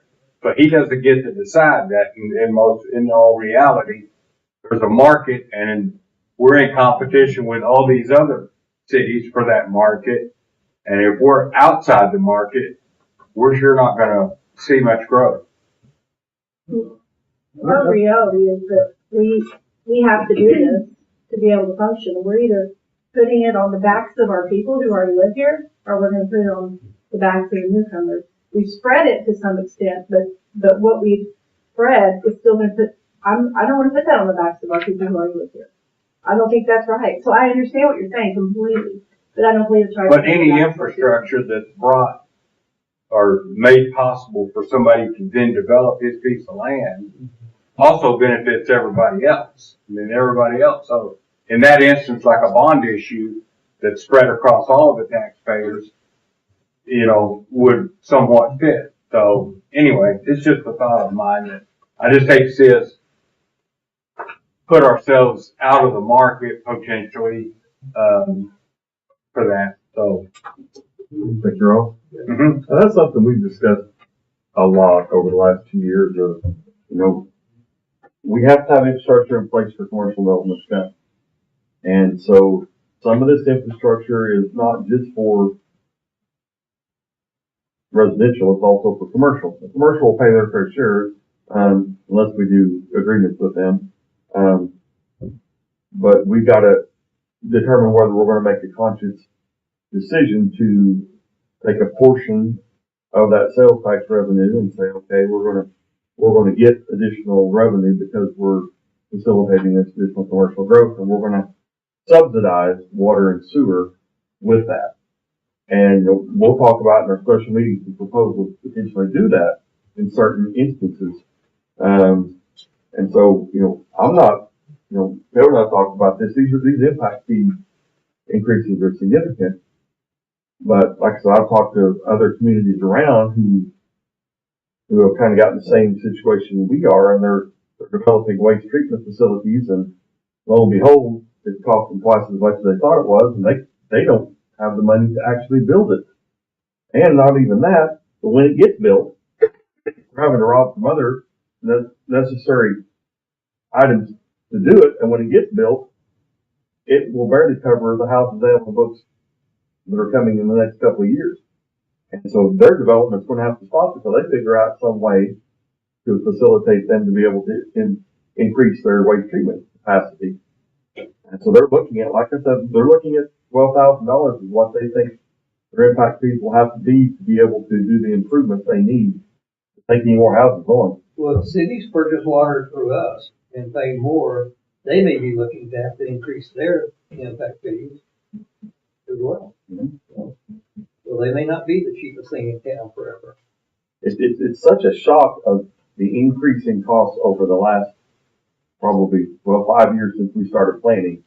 And nobody would have thought they would more than double for these facilities, for pipe to put in the ground, for labor, so we've got to find some way to recoup it. Yeah, I remember having a heart attack. My first meeting was looking at the first look at the type of wastewater treatment. And by the way, it's going to be 20 million, and here we sit today. That was in 19, and how much is it? Yeah, I mean, it hurts across the board. So I'm not stuck on immediately. There's the possibility, if council wants to, we could phase these impact fees in instead of going to, from a 2,500 total for water and sewer to 12,000. But bear in mind, that's going to impact our ability to recover costs and do some of the potential improvements to sewer that we're looking at doing. Which still puts us in the same place, just a different look. There is nothing saying that the impact fees have to be, the resolutions have to be adopted tonight. Certainly you could hold on to the sewer of the impact fees for the special meeting that will be included in that special meeting with the projects that we need to talk about, and discuss all of that together separately from the actual rates. I think that would be a good idea. I think that we could move on. Not deal with these tonight. But then maybe we could have something on the sewer, which is next month. Maybe have that lined out too, or figure it out. Yeah, I mean, The methodology of it. You need a motion? so I would recommend that this is August, we've got a September meeting. I would recommend a mid-September, special meeting potentially, maybe end of August special, in order to, if council does decide that they're going to adopt these impact fees, or whatever that may be, if they're reduced or phased in, or however council wants to do it, I think it needs to get going as soon as possible, basically. So, because construction starts on this new sewer plant come November, is what the projection is. And, the payments for that will not wait. So, I think maybe we look put your meeting that last week of August. I will be- 29th, 30th. I will be gone, but Oh, everybody else. I'll be gone. and since that's not an agenda item, I'll put that out. Yeah, we'll figure something about that, but, I'll go ahead and make a motion to continue item number 11 to our special meeting. Second. Motion second for continuance. Mike Fullerton, Yes. Gene Reed, Yes. Marky White, Kimberly Sutton. Yeah, sorry, Carmen. Yes. Item number 12, discussion of possible action on adjustment of sanitary sewer impact fees and adopting resolution 2023-07. Make a motion to continue this item to our special meeting. Motion second for continuance. Mike Fullerton, Yes. Gene Reed, Yes. Darcy White, Kimberly Sutton, Yes. Carl Nell. Yes. Item number 13, discussion of possible action for approval of sanitary sewer line construction agreement between AGR Land Holdings LLC and the Newcastle Public Works Authority. First station of approximately 1,384 linear foot sanitary sewer line. This agreement is for the sewer line that would come across Highway 62. The development, I believe, is Newcastle Farms. And, this line would service for the city, it would service the new fire station and any other facility the city chooses to build on that property in the future. And then it would also, service Newcastle Farms subdivision on the same side of the road there. If I remember correctly, and that's Joel or whoever's up there may have to correct me on this, but if I remember correctly, we have agreed to, I believe, share the cost of the bore. Materials will be purchased, by the developer. The city of Newcastle will lay the line from the west side of 62 all the way back to the end of that Newcastle Farm subdivision, straight line. Is that correct? Or are we laying line on the east side as well? So again, Joel Dixon, interim city engineer. We will do from, our property line there, sort of where Newcastle Farms is. They are adjacent to each other on the west side of 62, all the way back to, Fox Hollow. I believe it's the subdivision on the east side. So we're pulling the pipe in from Fox Hollow around the. So we have agreed to go around that storage, we agreed to lay the line around the storage? Right. And who's laying the line on the west side going west? And then once it hits sort of our shared property line, then it's on the developer to lay the rest of the pipe for his development. Okay, I thought it was just the opposite, okay.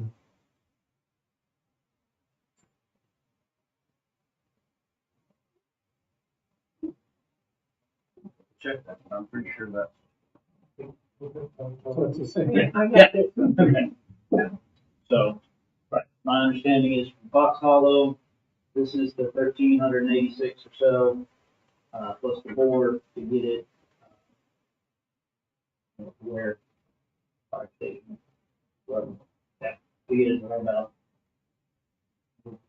in this vicinity here, and then they'll take it north, and they'll take it.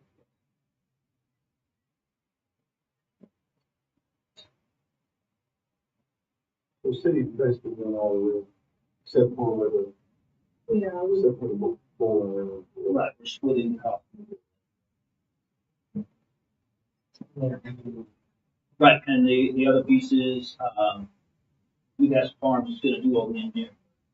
So we won't have to contract it out for engineering for any of this, we don't have to take time to do it in-house, they're gonna handle all the engineering. We're gonna purchase all the materials, we're gonna provide the labor, and we're gonna get sanitary. Still cost of it. Are we doing the city, now doing the line itself? Laying the line, yes. Yeah, Jim doesn't have any issue with it. It should be first. So basically our cost will be laying on the materials for everything on the east side of 62. And half the board. All the materials is paid by the developer. Oh, okay, correct. Half the board and laying the I'm line. laying on, okay, so the materials all on the east side are paid by the developer. Right. Okay, that makes.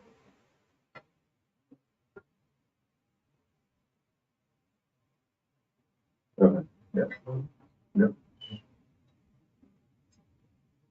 This was a huge benefit to the city because we were trying to figure a way to bring sewer to our new fire station, and we were going north, up north, and going to go around behind the R&R Solutions, building there.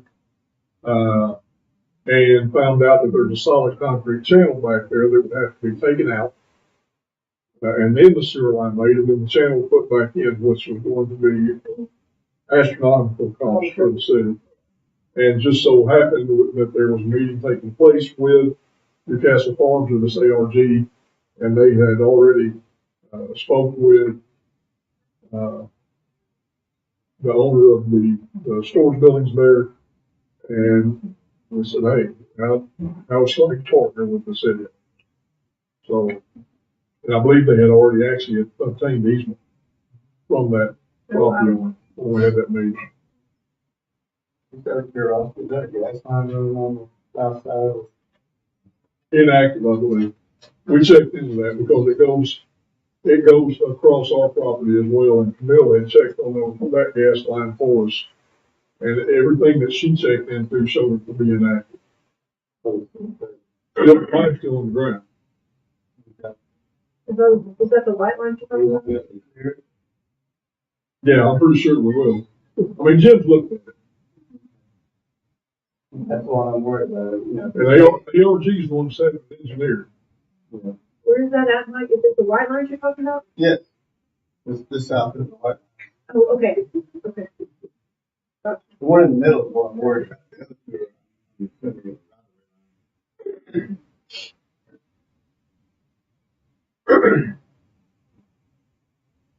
There's equipment that's been flown, and nobody's paid property taxes on it in forever. Yeah, it's still got somebody leaving there. They can sell it. We're not gonna put a line through the middle of the gas line, actually. Entertain a motion? Make a motion to approve, item 13, approval of sanitary sewer line construction agreement between ARC and NPWA, and you got public 30. I'll second. Motion second, approved by Mr. Green. Mike Fullerton, Yes. Gene Reed, Yes. Marcy White, yes. Kimberly Sutton, Yes. Roman. Item number 14, discussion of possible action on award of bid for wastewater treatment plant improvements. Authorization to enter into contract with the successful bidder, subject to financing approval, and authorization to amend OWRB loan application to apply for financing in the amount of $51,819,143.58. On commas. That's a lot of confidence. Just zero thing. Thank you, Mayor, Council. We did this project out, as you were aware, on July 18th. Received 2 bids, one from Wind Construction of Oklahoma City, one from Archer Western Construction, Dallas area. The low bid was Wind Construction, we now $48,139,105. We're comfortable with the low bidder and the bid amount. We didn't do that close, so we definitely recommend award to Wind. We've done numerous projects with them and are very comfortable and confident in them progressing with the project. Just to kind of talk about the project in general, we've been doing municipal engineering. I've been doing it for about 25 years. We work with about 60 municipalities. That's all we do as a firm is municipal engineering. And I can tell you in the course of doing municipal water and wastewater treatment, I've done over 100 plants. Never seen cost increases like this in one kind of long jump.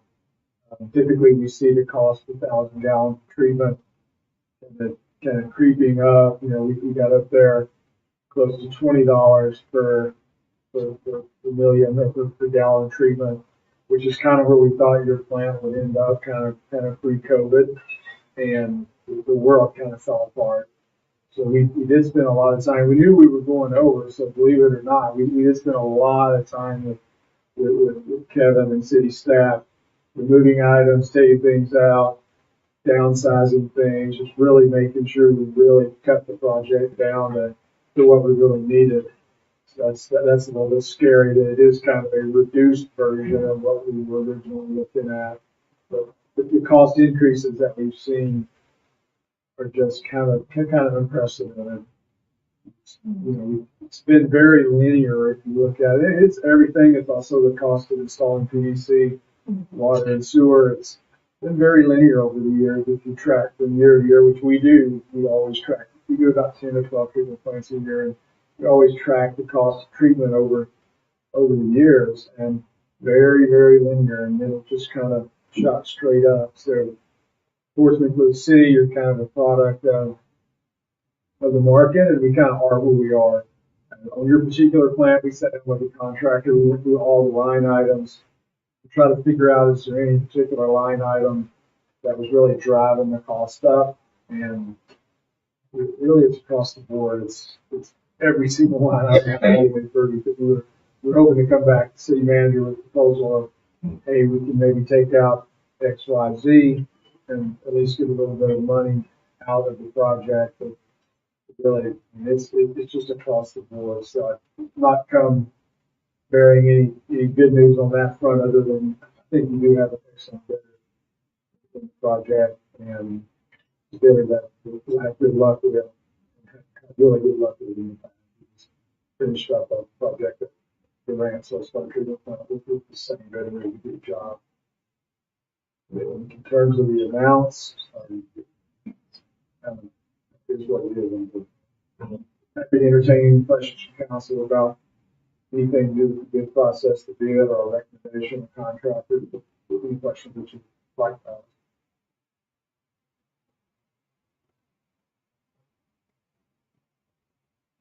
I can delay it any more minutes if I go.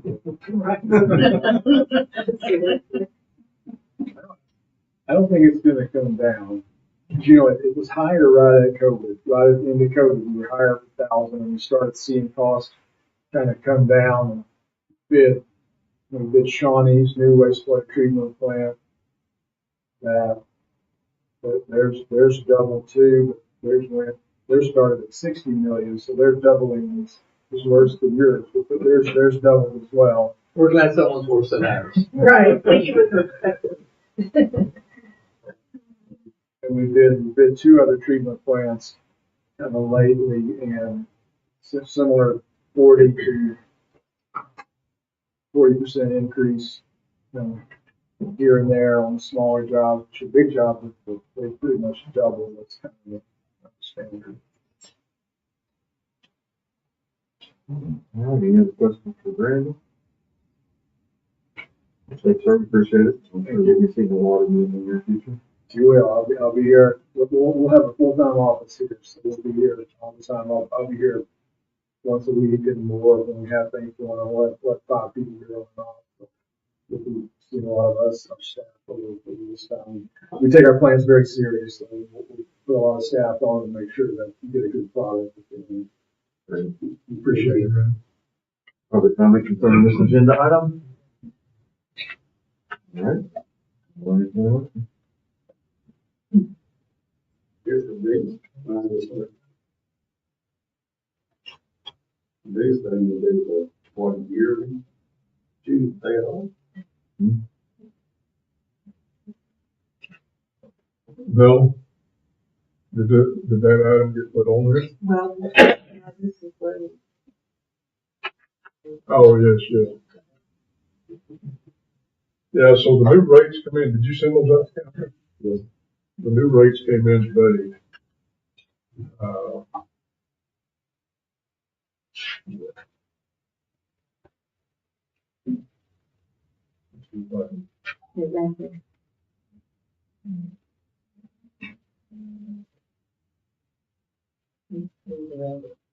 Exactly. The amortization one, what were you talking about? What they hand out, I think. Oh, yeah, okay, sorry. It has a paper line on there. Okay, 811.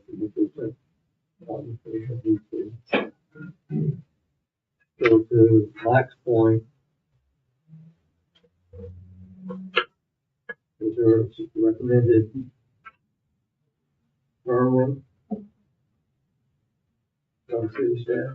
Well, so roughly, if you look down there at the 8.3 rates, where it's the 3.03%, that's what Jeannie and I looked at. for the, somewhere between 150 and 200,000 a month, if you break down the annual payment. So naturally, of course, to a tight, individual as myself, the lower the payment, the better. But if you look out there at the 25-year, 2.92%, you're saving almost $5.7 million in interest. Now, whether or not what that payment actually looks like on that amount for 25 years, I don't know at this point. I'm thinking it's somewhere around 240 a month.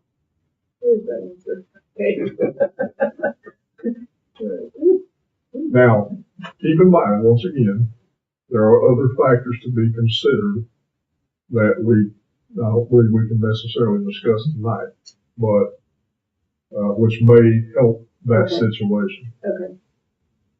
Okay. May. But we don't know for sure, so we have to think without anything else. Right, and I'm saying worst case scenario. Right. Yes. Well, that's penalty is paying off early.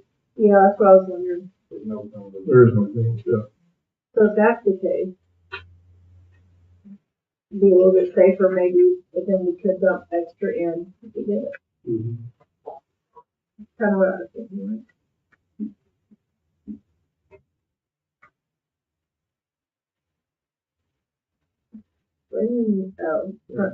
Is there, tell me what are your thoughts on the front loaded 2 years shorter, the front loaded option? Right. Is there any reason to do that? And how much you have to, I'm guessing you pay more in those first 2 years. Right. And cut down, what is that in the numbers?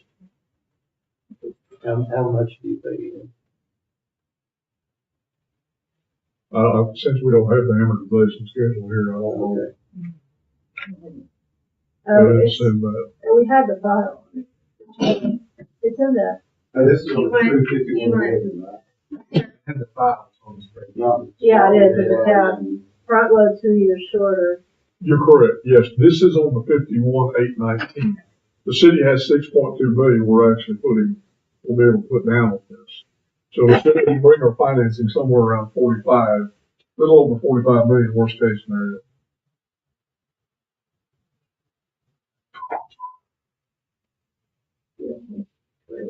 That interest. Seems like such great interest rate, you just like to calculate that. What, like, that's nothing heard of these days for a car. Yeah, well. um,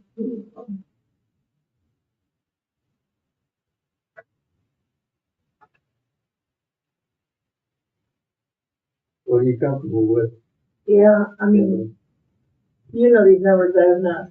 I'll just throw this out there. I think we need to shoot for the shorter term. Primarily because, we're gonna increase our rates. We're already dumping a significant amount of general fund money towards the 6 million we've got in the bank. And we will need to expand that plant long before we hit 25 years. Yeah, I know, that's true. And so, we're gonna have to be in a position to pay that down, and I think 25 years is too long, but it's what we can fit within the budget right now. And I think we need to look at dealing with that shorter term and probably then also done something on it. Yeah. No, you're right. I hadn't thought about the fact that we know we're gonna have to expand it. It's built for expansion, and we're gonna have to. So in theory, 6 million that we've set aside plus 5.5 million savings, that does reduce the total impact over time. I mean, it's a little bit higher payment, but I'm comfortable with that payment based on the increase in rates we've done tonight, plus the fact that we have been allocated general fund towards it already. Yeah. I can go with that. That's my thought.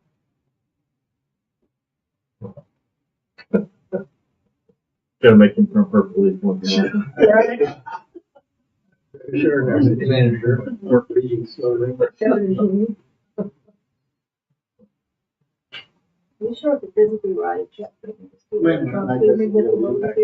Yeah, we look on. Builders won't come, then we don't have to do it. What does the motion need to include there? Include the 25-year term, with the option of the 25-year term. And then we're going with, win or? And we have to win for 48,139.15. I'll make a motion to approve the award of the bid for the treatment plant for wind. With financing based on the 25-year, 2.92%. Sufficient. How much is that amount?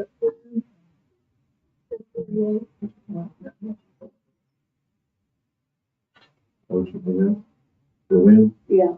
$48,139,105.06. Second? Motion second for approval, Ryan. My question? What's my name, I understand. I know. You got a yes? Yes. Jean Reed, Yes. Marcy White. Yes. Kimberly Sutton. Yes. Carmen. Yes. Item number 15, monthly treasurer's report.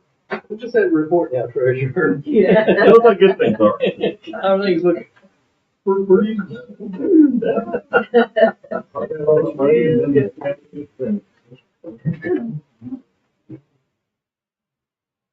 So July being our first month, ideal execution rate is at 8.3%. The first month always kind of wonky to it, startup costs and different things that come that first month or two. So that being said, only one department on the city side is operating above that, and they are fairly above it. On the NPWA side, the department's office is within an execution rate. The fire department tax fund has brought in almost 117,000 to help fund what we spent before at 159,000. On our ARPA money, the first half received the 934.7621. We have now spent 834.6973. The two Fords finally came in, and we were able to take care of those. We have a little over 100,000 left. We are allocating some of that towards my apologies. That was $12,750 left after the payment of the two Fords we were waiting on.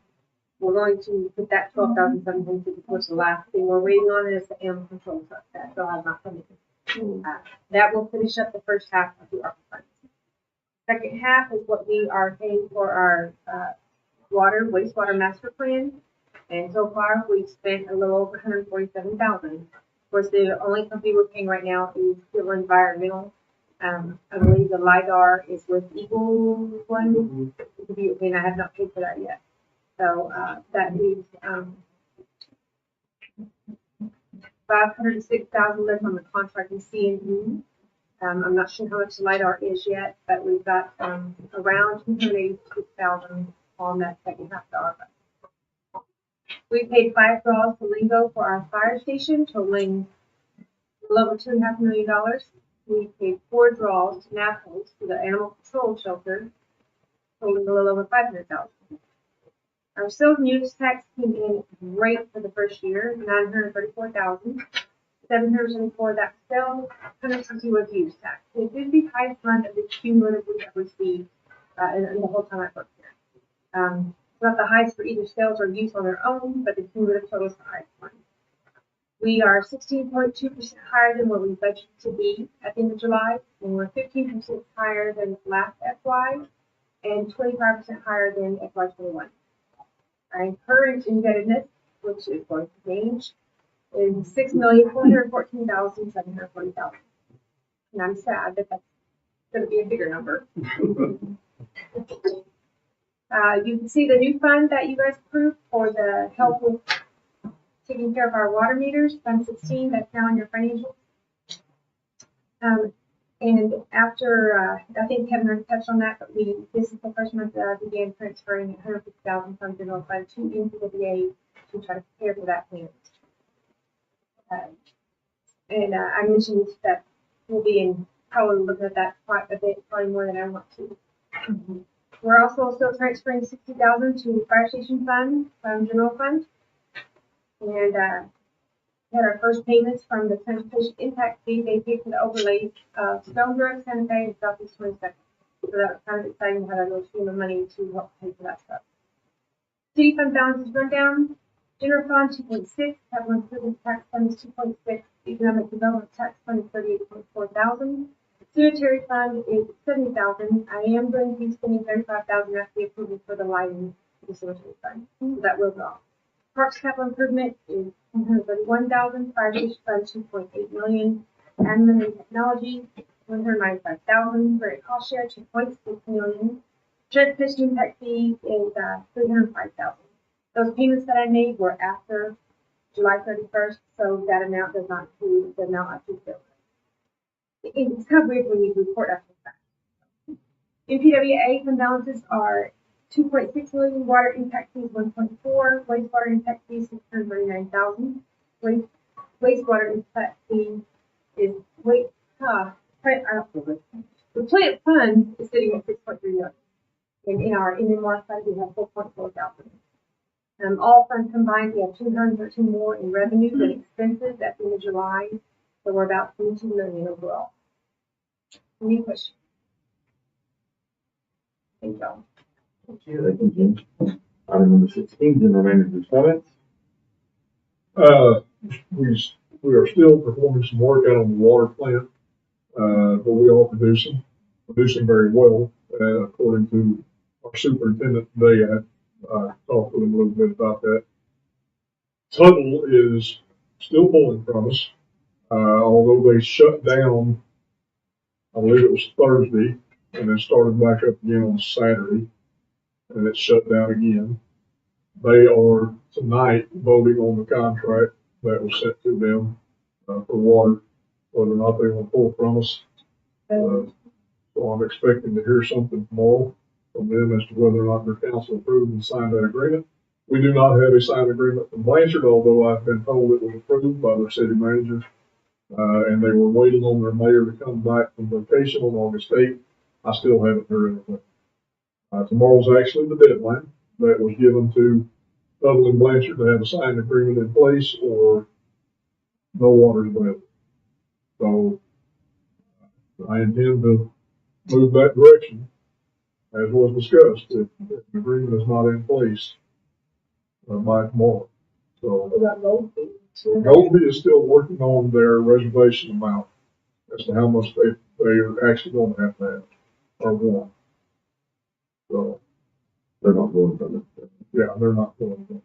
Blanchard isn't either. I'll say that also. Is that because when you said Tuttle shut down, does that mean they have wells as well that they pull from? Is that why? I don't know why they should quit pulling water from us. I'm assuming they got their tires full over there, or power, Oh, okay. and didn't need it. And we've had a little bit of rain, a little bit, that probably stops people from watering so much or whatever. But kind of in the same boat there. That's kind of the issue that we run into in years past. They pull the well, they stop, and we pull it when they need it, which causes us problems with Oklahoma City. So we need that agreement in place, and I'm hopeful that that'll happen at the council meeting tonight. If not, we have to do all that. I think we talked about this a lot, but we had a meeting months ago. So, if they wanted to continue to get water from Newcastle, it has to be with the contract. This isn't new to them. It's not punitive. It's not anything other than we can't subsidize providing water to their community. So. Fair enough. That's all that. Item number 17, trustee comments. All right, item number 18 is adjournment. Nothing to adjourn. Second. Motion second for adjournment, all in favor say aye. Any opposed? We are adjourned.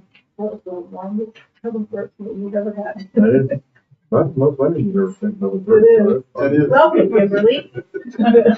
We've never said that much either. This time we'll reconvene the August 14th, 2023 meeting in Newcastle City Council.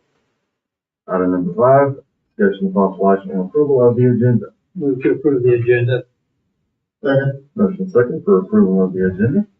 Mike Fullerton, yes. Gene Reed, Yes. Marcy White, Kimberly Sutton, Yes. Donna. Yes. Item number 6, citizen comments. This is opportunity for any citizen to comment on any matter related to the city of Newcastle that is not on the agenda. Might remind any potential speakers that all speakers are expected to state their name and address for the record. Comments are limited to 3 minutes per person, for only one speaking opportunity. Council members will not respond to any comments or questions. The mayor may end the comment period at his discretion.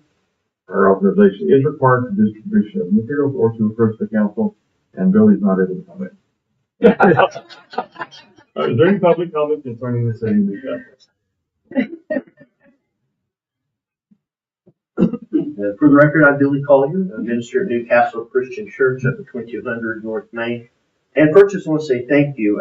As homelessness and wanderers are significantly increasing, every time we've contacted the city and the police, they've been quick to check on welfare problems, check on things like that. However, like I said, it is significantly increasing. And many of them are becoming much more aggressive. The needs are surpassing what we can do. We want to help anybody, but we can't support anyone, and that's some of the problems we're running into that are happening as they're coming in. I believe, Billy's opinion, I believe from North there and I-44. And so the only thing I wanted to ask is, do y'all have some guidelines that you already have in place for what you would like? I don't know that calling the police every time somebody's on the property is a necessity, but if you have guidelines to what you would expect for us to do as a church, what those would be. Also, we're limited on our resources. We don't have a lot of resources that we can give, nor a lot of resources we can direct them to.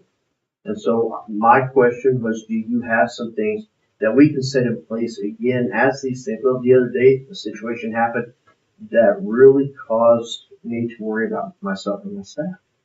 Are there some things, and again, police were out there immediately, things were taken care of. But are there some things that y'all have in place that maybe I don't know about, or some resources that maybe you could get to me? Have you talked to Chief Nolan about asking him these questions? Not directly, no, I have not. I would suggest that we get a hold of him this week. Okay. I'll get a hold of him, and I'll talk with him about this, and then get a hold of you, and potentially all 3 of us, or the 2 of you have a meeting to discuss what that may look like. That's fine. Like I said, I didn't know if there were some already in place, expectations that we could say, here's what we're doing. And there possibly is. And Chief Nolan may have things in place in policy. I'm not positive. Okay, I'll set that up, see if we can meet with them later this week. Okay. As well. If there's any questions. We can't. It's not an agenda item, so we can't. I will ask one question. Are they, obviously they're setting up on the property, I would presume? We've had a few instances of that. We get a lot of people, well, one of the casino rules is if you're not gambling, you can't stay. So you have 2 buddies come to the casino. One's making money, the other one isn't. And by the way, we have a great relationship with the casino there. But you can't stay on the property, so we have a lot of people that will come over to the church property and hang out, and then their friend thinks they got to run home or something happened, so they leave, and then we have this guy going, hey, I need something. That's what's happened the most. Recently, we've had people that just said, I need a hotel, and we have stopped giving them a night at the hotel because of the fact we ran into about 2 or 3 instances where they told the hotel just use the same credit card as last night. And they did, so we get charged for 3 days in a hotel. Oh my goodness. And so we've had to kind of put it aside for that. It's times we live in. And again, we want to help anybody. I mean, we're a church, and it's ridiculous not to help people, but we're unable to support anyone. And many times we say we can drive you down to the shelter if you would like to go down to the shelter. They're not real happy about that. They're not happy about going downtown. But we are limited on what we can do, and so I didn't know if there's some other resources we didn't know about. Yeah, I would encourage you then to get a hold of Chief Norman, Okay, discuss that, but I certainly would like to hear okay. what that may be also, because we're having issues around the area up there, not just this church. Yeah, all right, thanks, sir. Well, thank you guys for your time. Thank you, Bill. Grab a sandwich before you leave, though. What's that? Grab a sandwich before you leave. Any other citizens' comments? I just looked back. All right, item number 7, consent agenda, is any member of council that desires any item on the consent agenda to be removed and discussed individually. All right, seeing none, item number 7, consent agenda. Make a motion to consent agenda. Second. Motion second for approval of the consent agenda. Mike Parson, Yes. Dean Lee, Yes. Marcy White, Kimberly Sutton. Yes. Carl Nell. Yes, item number 8, discussion of possible action on any items removed from the consent agenda, and no action on that agenda item. Item number 9, discussion of possible action on recommendation of planning commission, item number 9A.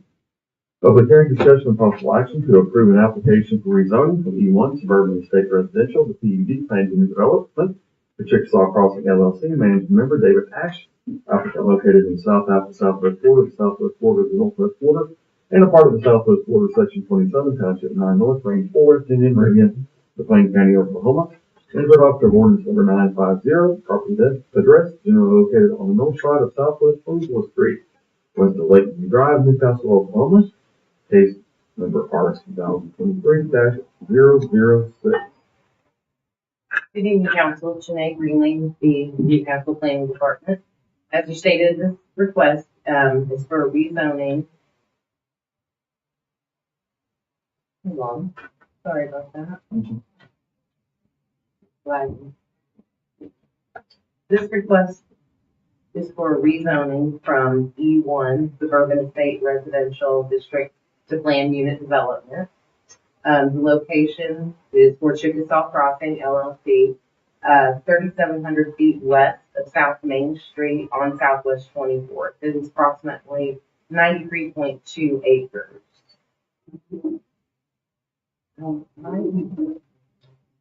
Really bad. I'm hitting enter and it's going back. Yeah, there's something wrong. Hold on. I apologize. I just looked at the photos.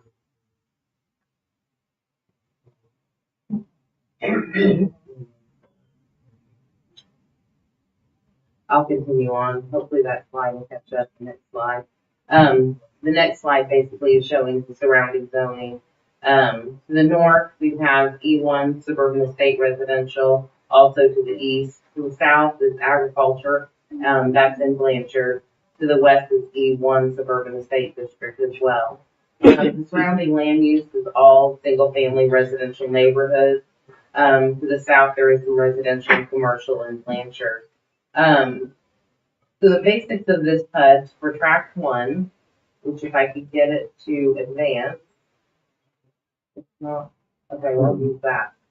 For tract 1, which is basically the single family, my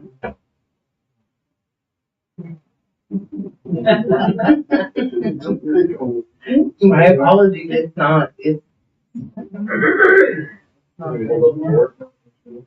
now it is, but watch.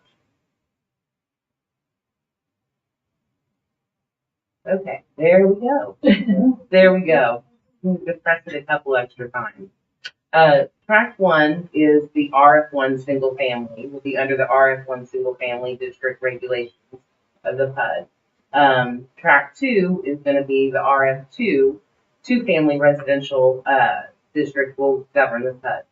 The following variations for tract 2 is going to be that there's a minimum lot size of 6,000 square feet, 3,000 square feet per unit. There will be a shared wall. It's going to be a duplex. Tract 2 is also going to be a gated senior development with private streets as well.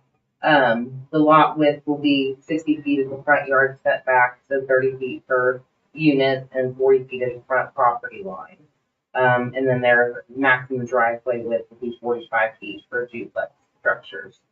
The age-restricted seniors, at least 56 of the living units, so 60% overall will be built to current ADA standards. In both tracks, the PUD requires a 75% masonry requirement per elevation on all residential structures, and the parkland requirement is exceeded with 5.22 acres of trails open to the community.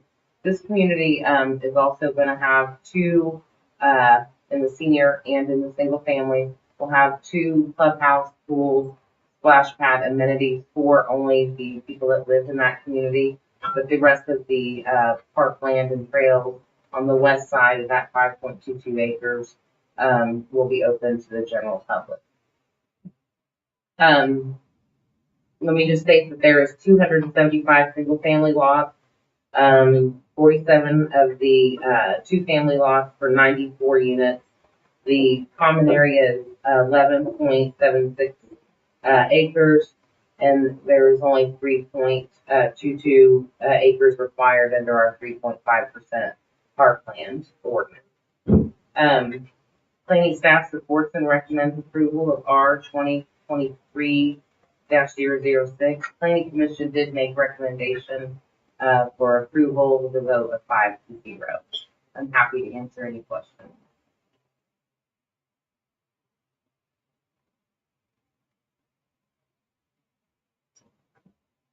We expressed concerns from surrounding properties. We did not have any formal protest filed. We did have somebody came to Planning Commission and just asked some questions about the development, but no formal protest was filed.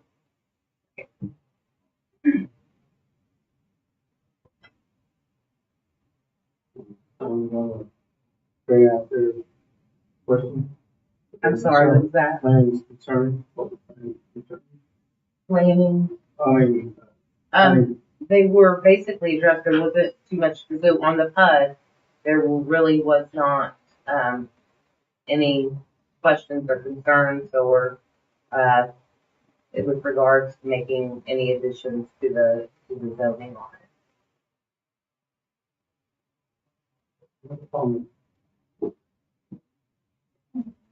If I might, one of the elements that on the PUD, I think is also an element we discussed on the preliminary plat, was on the duplex units in that common wall, is what provisions exist for the management of that common wall and of the duplex facility. They're not, it's not specifically addressed in the PUD. We were told it would be addressed in covenants for covenants for the senior living section. We were also told, I asked if it would be unit ownership or if it was going to be managed some other manner. Unit ownership being a statutory set of provisions for common living facility ownership. Normally it's more of a condominium number of houses or number of apartments rather than duplexes. But the comment was that it'll be handled like the unit and perhaps using the statute. We don't have anything on that specifically, but if the PUD gets them there, I hope to get to see how it's handled, but if unit ownership would do it. Because it's a duplex, I think it's handled a bit weirdly. Their statutory provisions. The issues are more, or some of the concerns of what we sent it for with concern to the council is on the preliminary. We go back to the plan. We're not talking about the plat. I know, Next. Do you want me to? Yeah. Typically, and that concern typically is not something that would be in a PUD. It would not have those qualifiers in the PUD. We would not ask for that, or would I want that in there? This PUD meets all the requirements of our ordinance. Correct, that is correct. I can go to, so that's the plat. So, let me show you. So the senior, the gated senior is up here with their own, clubhouse area. Here's, and this is all the single family. Access off the 24th and also up to Redmond. And our interim engineer will address some of this on, the preliminary plat, but also an emergency access out the Lakeview.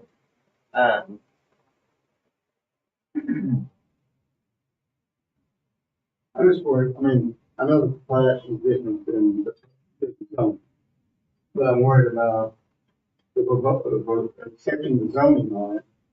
Is the plat one, I mean, if we got worries about our plat changing, or could change requirements, being as, What requirement? well, I'm concerned with some of the drainage of it, to be honest. I don't want to create another Windermere issue. Respectfully, yeah, when we get to that plat, so as far as the drainage is addressed in the PUD, that they will adhere to all of our requirements in our subdivision regulations. So it is addressed in the planned unit development, the rezoning. But as far as preliminary goes, they're not required to do a full detailed, drainage studies at this stage. But just looking at the contour, that's how where some of the drainage going. I want to make sure that it's been reflected and checked and it won't work. Exactly, and I will say that the applicant and their engineer is here as well for additional questions. And I'm also kind of worried about, you know, I couldn't read the plat very well, obviously. It's Yeah. kind of running down a little bit on our copy. Mm-hmm.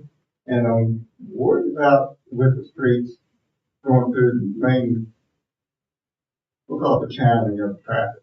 Mm-hmm. Once again, let's talk about that at plat. Okay. Let's get through the PUD first.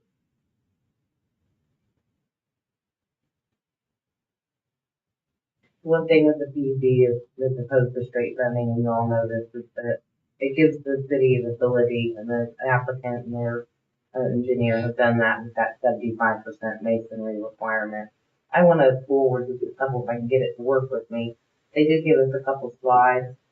So it's just a couple renderings of, you know, some examples of the housing stock. So that's the duplex rendering in a single family.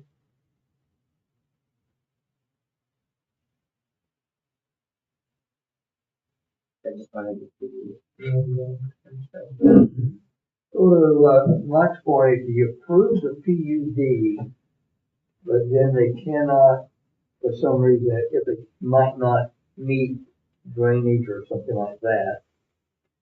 Well, we'll tell you, so preliminary plat has met the requirements Yeah. of our ordinance. Okay. And so we get into the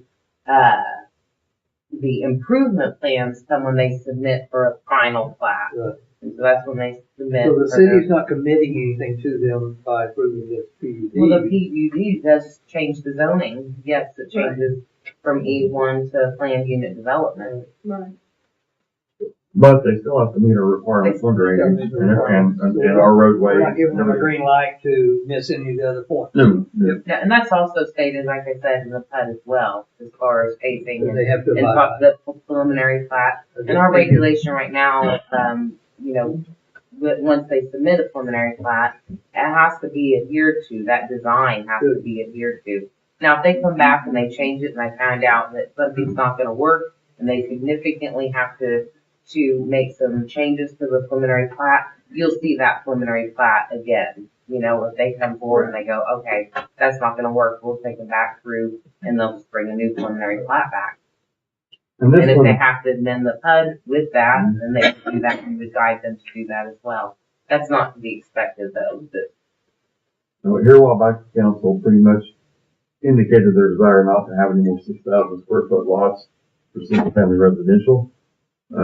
This particular area, this tract of land, since it was adjacent to the sanitary sewer system, required sanitary sewer to be put in the development.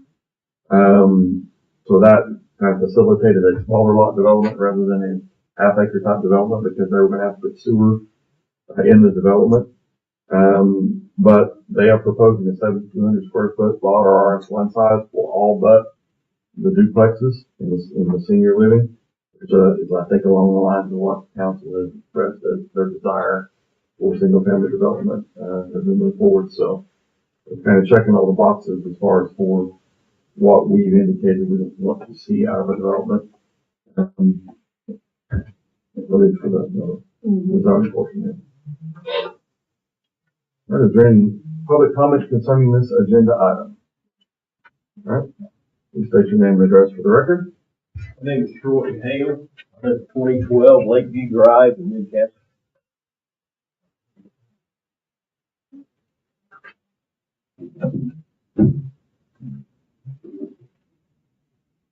I got 35 pieces of paper here. I'm going to get that all on the phone. I'm kidding. We've, a number of us in the community of Lakeview Drive have discussed this situation in numerous ways.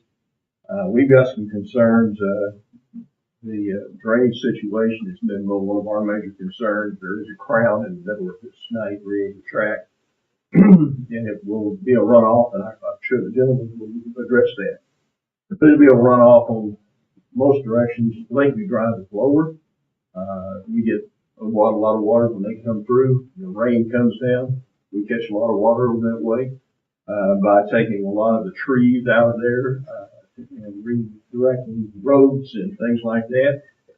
It's going to be, from our perspective, it's not going to be something that we're going to be able to manage. So if they build it just right, then we're probably going to do okay. If they don't build it just right, then we're going to catch a whole lot of water, and we got a lot of things to concern ourselves about that. Another thing that we're a little bit concerned about is in their plan, in section 4.0, site and surrounding area, the last paragraph that they have there is the relationship between the proposed use of this parcel and the above adjoining land uses is compatible and consistent with development trend. Lakeview Drive has there's 11 houses on that. There are 4 houses that are over $500,000 homes. There are other homes that are in a higher bracket. We moved to that area and to have privacy and to build our larger homes, and for them to put in a community of smaller homes, it's going to be degrading to the property value that we have. And so that, we're a little bit concerned about that and would request that be a problem that could be resolved prior to the approval.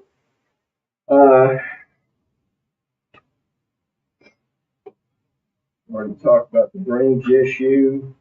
We're a little bit concerned too about the sufficiency of the water that's going to be there. I had understood that it would be 300 homes there, but you said 275. Single family lot. Okay. The national standard for water is 300 gallons per family per home per day. And if you go and just use the 300 figure, what you're going to come up with is about 90,000 gallons of requirement in a single day. Then you've got 11 houses on Lakeview that I live on, the north-south and it's the south end of Lakeview. And 11 houses would be another 3,300 gallons. North Lakeview has 12 houses on it, and so that would be another 3,600 gallons. And then Redmond Drive has on it 24 homes that has 300 gallons per day per home, and that's 7,200. And when you get it all down, you're looking at about 110,000 gallons of consumption per day. I've heard about the 12-inch line. We've talked about 6-inch line on Lakeview. A few years back, we had a little contention over some smaller homes that were built. We were advised that we were concerned about them not being able to get water. We were advised that line was a 3-inch line, and now it shows up 6 inches. I don't know which is right, but it is a concern for us. And then when you get down to the last part of it is the road access, that we're really having a hard time having an access road going in Lake. Lakeview is a road that's very unintended, and the city's done well to come in and patch some holes here the last few days, but it gets overgrown a lot. Trees come in on top of it. It's a single lane road. You can't put 2 cars side by side.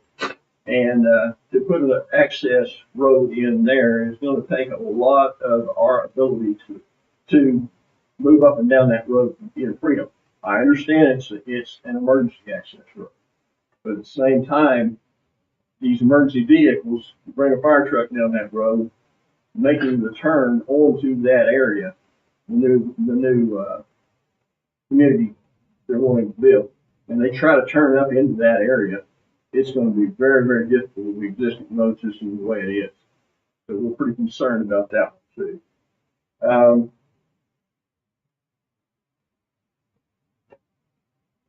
I think that's pretty much all that I had to say here, but we respectfully would love to see the progress from Newcastle continue to go, but not at the expense of the community itself. I've been here since 1977. I built my own home with my hands, and my next door neighbor here, Alan, he's just moved in, another $129,000 house sold across the road from me, and $169,000 home sold down the road from me. And when you look at all of that, and then think of the size of these lots, the size of the type of the home, the size, with the concerns that we have with the road, with the drainage, and all the other things, that we would like to see the council disapprove. Thank you, Mr. Brown. Thank you. Any other public comment concerning this agenda item? All right, I will close the public comment section for this item.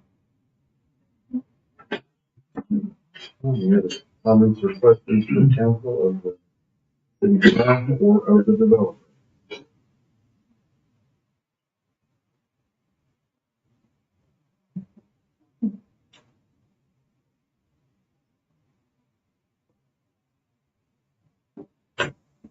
Good evening. I'm Kimball Dillon, Craft and Toll, representing the applicant. Also have David Ash, the applicant, with me.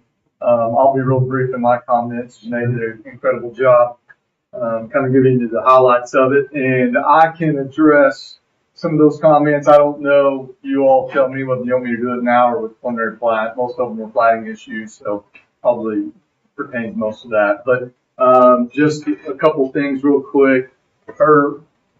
She was having a little trouble with her PowerPoint, so there's a little easier exhibit to see. Kind of, you can notice the yellow is just kind of track 1, which was the single family. The little brown up there is our senior development.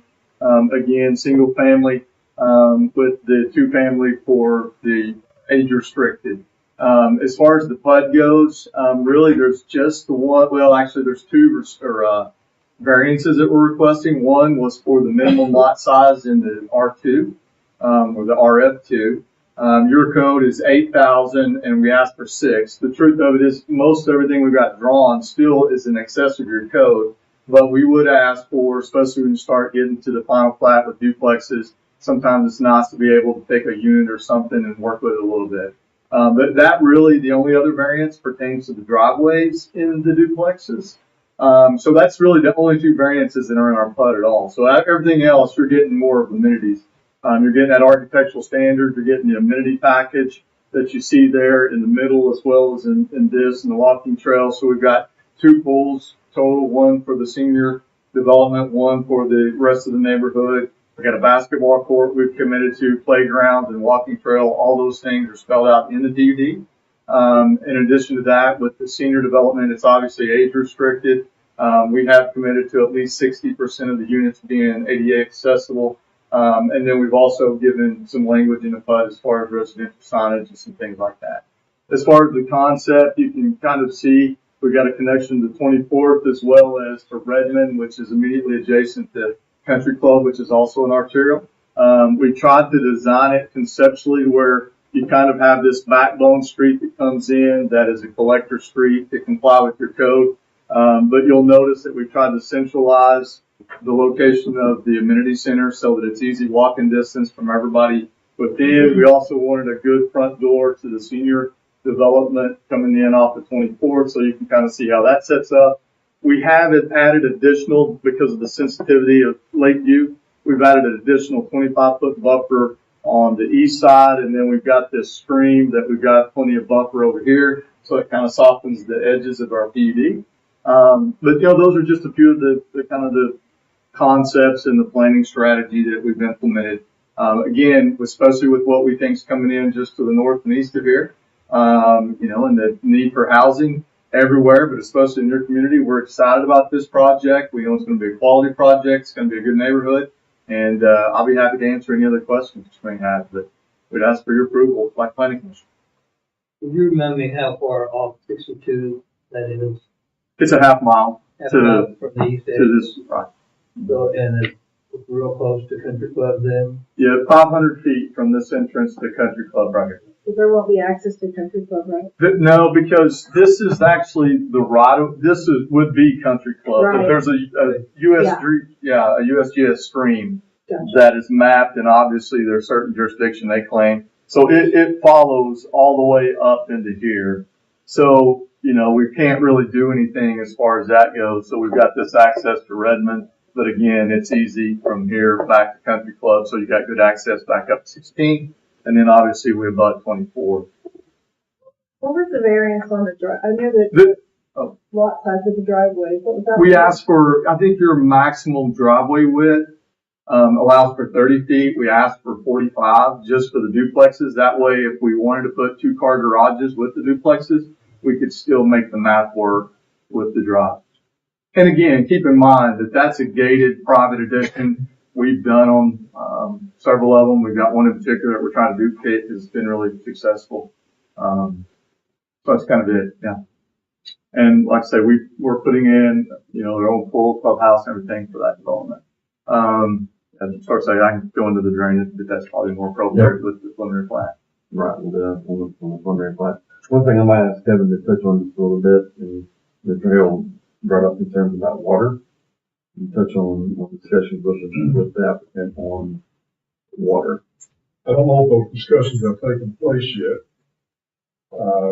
With respect to coming from 62, with the 12-inch line, we have a 12-inch line that is on the east side of Highway 62 there at 24th Street. And I know the applicant has been told you need to bring a 12-inch from Oak Hollow, I believe it is, all the way to the development, coming eastbound, and potentially a booster station. Well, we have had, expressed to us that there's concern about water pressure. Right. But just like with the other developments, we'll run a hydraulic analysis as part of the final design or with the final plat to see what those numbers come out. We know that we have to have a hydraulic analysis that works for you all as well as DQ. So obviously as part of that standard process, we're going to run that. Now, if we get into a situation, which I am hopeful, that when we take all of the spider web of lines you've got running everywhere, that when we start to integrate those and network them and tie them together and loop them through, that maybe we see that it's not, that it works. Now, if it doesn't, then yes, now we're back into knowing that we've got to either make improvements to make it work or partner with the city to come up with a solution to make it work. And we think we have a solution.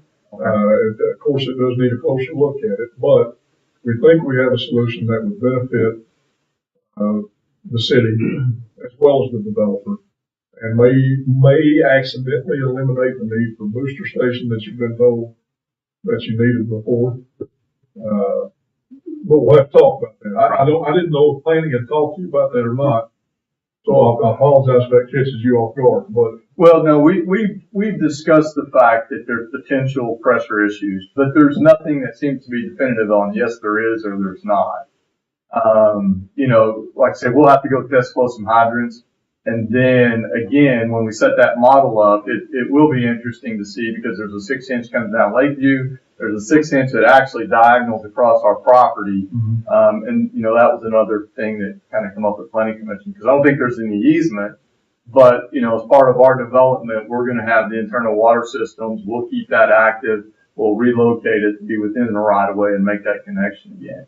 But when we connect all of those up, then we'll see what those pressures end up being. But yes, we've been told that there's potential of having a pressure issue. And so obviously if that hydraulic analysis doesn't work, then we're going to be searching for solutions to partner with the city or like I say, I know that there's a line, at least it's my understanding, a 12-inch line that's coming over to the Ocala.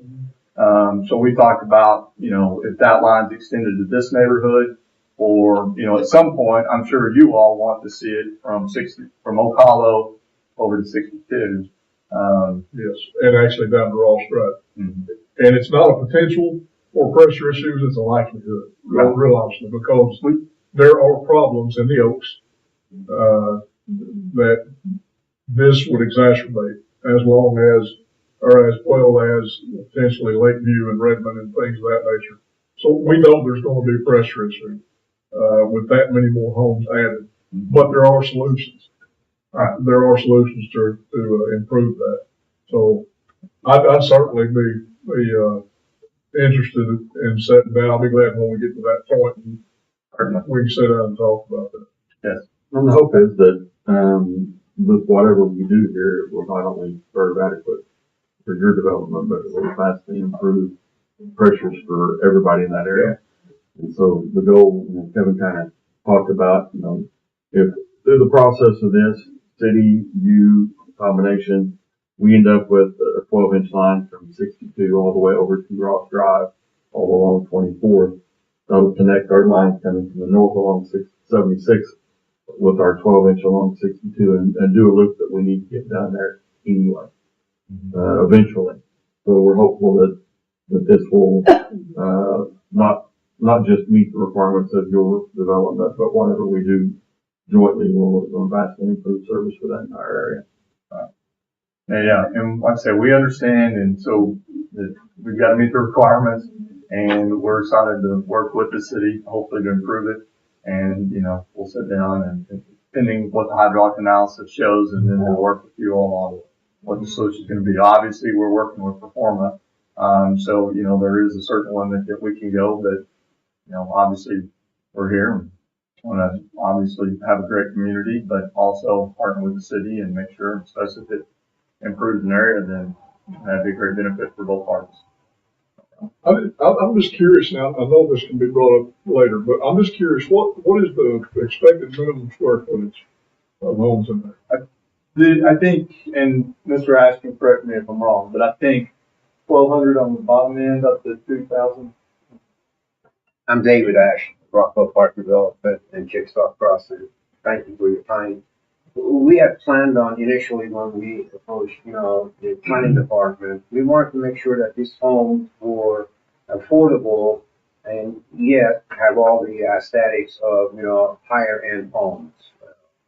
And so we had planned on having some starter homes around 12 to 1,250 square foot and gradually working their way up to about 2,000 square foot. Initially, we had obviously planned on doing some executive homes for the waterfront area. But because we wanted to meet your, you know, code requirements and all the ordinances, we sort of kind of got away from the bigger homes, and we kind of worked out to the average home of about 1,200 square foot to about 2,000 square foot. And they're all kind of going to be mixed and sprinkled in there, so you don't have necessarily a pocket of tiny little homes here, and then you have a pocket of bigger homes. They're just going to be mixed use type of deal.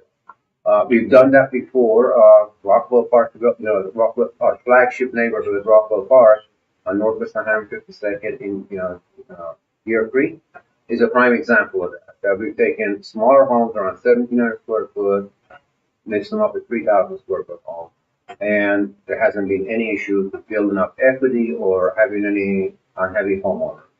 And we have all these amenities that we put in our, you know, PUD on this one here. They have their clubhouses, their pool, walking trails, soccer field, basketball court, and I can name just Could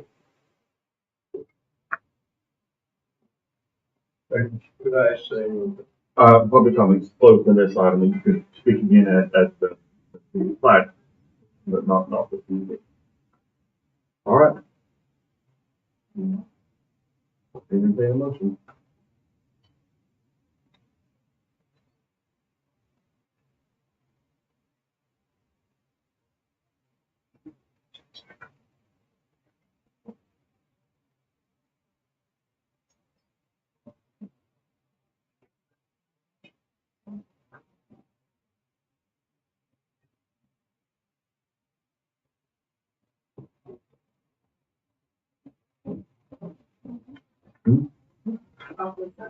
Yeah.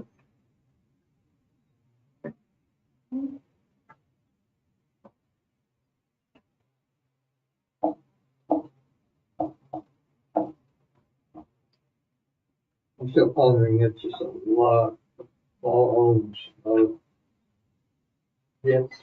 dense population.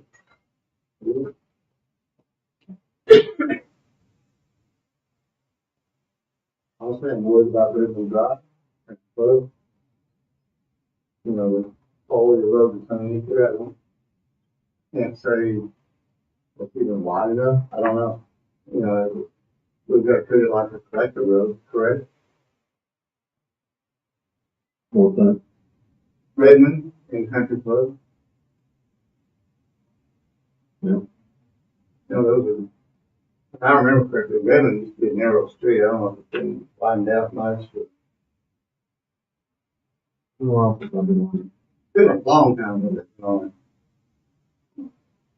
I'll be honest. I don't even know if it's thick enough, period.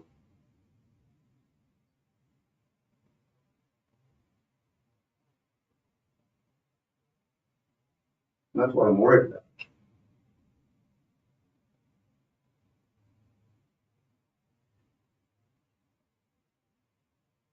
We're building a subdivision right up against it, and we're not. I don't know anything about it, the road. And this one that's going to end up costing us down the line, the city to build, or something that we're taking.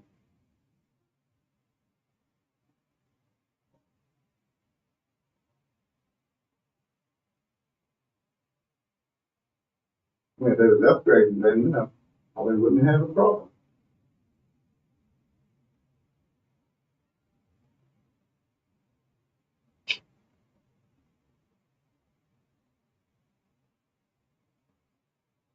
But I think that's part of the plan.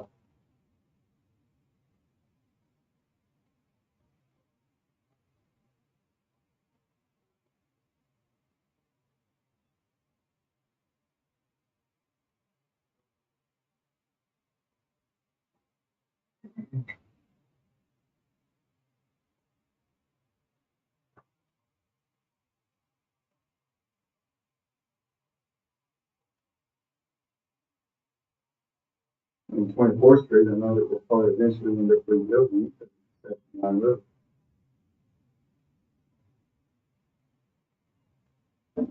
But we can't put all that back down on 24th Street.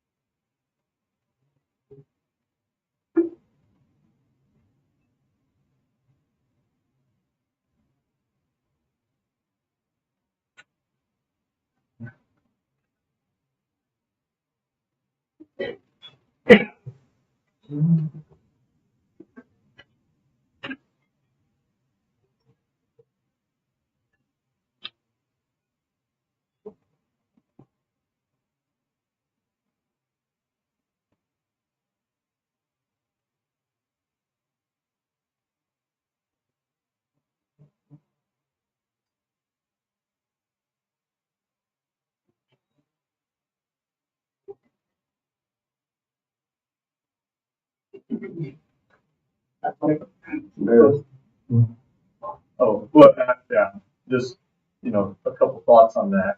And again, I think that probably, to me, is a little more of a preliminary plan. A couple things. One, keep in mind that you all, when it comes to streets and infrastructure, obviously we talked about the water and sewer impact, but you also have a traffic impact that can increase capacity, which means you can widen lanes with it. So you're going to generate over $220,000 just on this development with those impact fees alone. But again, and I heard some discussion about densities, but if you look as a city, where do you want your growth to happen? The old comp plan calls for it to be agriculture and residential, but it's an old comp plan. So I think if you were to look at your new comp plan that's coming forward, I don't think it's been published yet, but it would be a surprise to me if this is not supported under your new comp plan. Janae can reveal whatever details she wants in terms of that. But if you look at the fact from Kevin's standpoint, and I'm not going to put him in a box, but where do you want to develop density? Well, you want your utilities to be there. Now, granted, there needs to be some improvements made to it, but at least you have water and sewer at this location. So if you're going to look at housing needs for your city, especially for what's coming in just to the north and to the east, then where would you want those type of developments? Now, that's something for you all to decide, but at least from where we sit, there's a reason that we have this piece of property, in large part because of what's coming in just to the north and east. And if you look at it from a community, where are you going to put, do you want those folks to live in your community or don't you?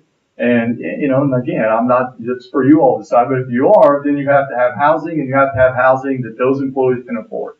So that obviously is the driving factor for us standing here before you tonight with this development. Again, if you look at the design concept, we've done a really good job, in my opinion, on buffering the edges. Yes, it's higher density than half acre with water, but it goes back to the fact now, if you're going to develop it, you're not going to develop it with half acre and water and sewer. It's just not going to perform. It's not a doable. Just truthfully, this is marginal with the kind of improvements that we've got to make already. So I think if you look at this and you look at it in the light of, as a community as a whole, where do you want that housing? And does this seem to fit, given that you do have a PUD? We're not coming in asking for straight zoning.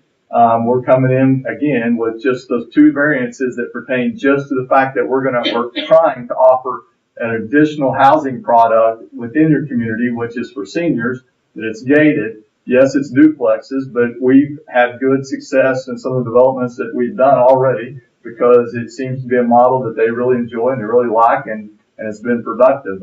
So we're providing those different housing types.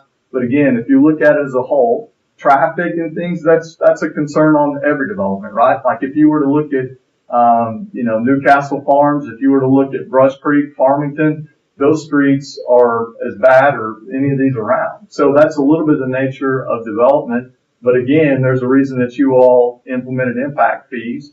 It sounds like that with water and sewer, that's getting ready to go a long ways towards some of these other discussions too. But again, I think, to me, what's interesting would be your upcoming comp plan. It surprised me if cities needing housing with utilities there. I'm not sure why you wouldn't want some density there because it's more efficient for your community. In particular, I understand, again, it's close proximity to Country Club Road. I think Redmond, it's a pretty decent street. It's not overly wide. It's about 22 feet wide, 20 to 22 feet wide. But so, right, the paving width, but you got it wider. But, it's not really, especially in terms of the capacity generated from this subdivision. Now, granted, 322 lots is a lot of lots, but from a street capacity standpoint, it's nothing that warrants 4 lanes of traffic. And especially given the distribution down to, and probably the majority of the distribution goes to 24. But again, recognizing the concern, but we're pretty comfortable. We think it's a great design and a great location for this project. And, again, we'd ask for your approval like planning commission.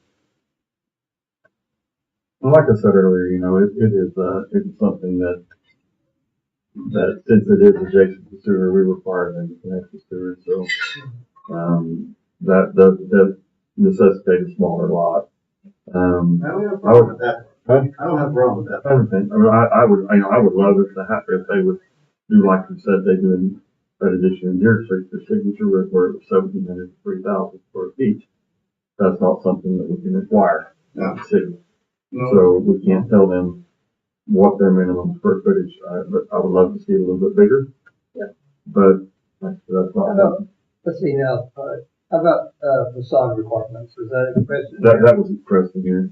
Didn't I discuss that earlier? Just the picture didn't really, I couldn't tell. Yeah, the pictures didn't reflect what. No, they met all, they met all the, requirements of the planning commission for that. Yeah. Okay. Well, I mean, I'm sensitive to all of our neighbors around there, but Newcastle is developing, and this is close to Highway 62. It's on Section 9 road.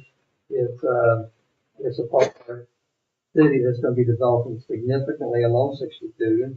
So these residents will probably be doing business with commercial stores and gas stations on 62 on that part of our town. And it looks like a pretty well designed alley. That's probably obvious. These are all city streets. These will be city maintained streets, except inside the gated part maybe. Right, that's private street inside.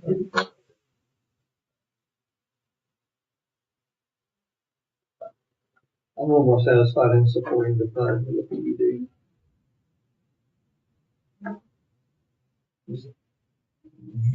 I'm all right with what, I'm okay with that. I'm just worried about it. And we're requiring a 26, 28-foot wide road. But yet we have Redmond that's not even near that.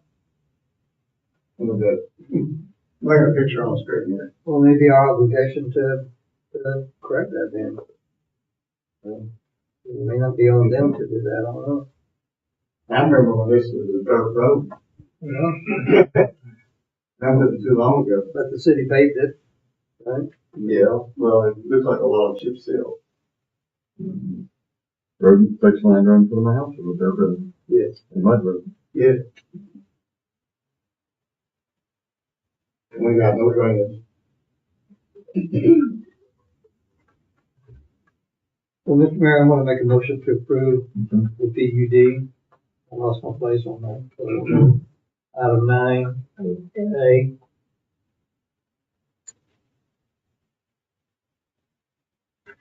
A motion there, a second. Go ahead and second. Motion second for approval of item 9A. Mike Fullerton, Yes. Jean Reed, Yes. Archie White.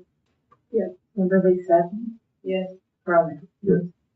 Item 9B, discussion and possible action on adoption of the emergency clause, ordinance number 950. I'll make a motion to approve the emergency clause 950. Motion second for approval of item number 9B. Mike Fullerton. Yes. Jean Reed. Yes. Archie White. Yes. Kimberly Sutton. Yes. Carl Nell. Yes. Item number 9C, discussion and possible action on recommendation for approval of preliminary plat of Chickasaw Crossing.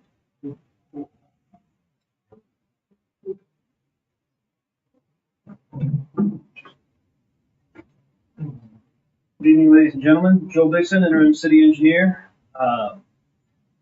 We've talked a lot about Chickasaw Crossing. We've covered a lot of the items in the plat, so I will try to be fairly brief. We've already hit the fact that 85% of the development will be single-family lots. The remaining 15% will be those two-family lots on private streets in the gated portion of the 55-plus community. We talked about the access coming from the south off of Southwest 24th Street, from the north coming off of Redmond, and the emergency access on the east side, providing an opportunity for connection to Lakeside Drive. Now that is currently contemplated as an emergency access.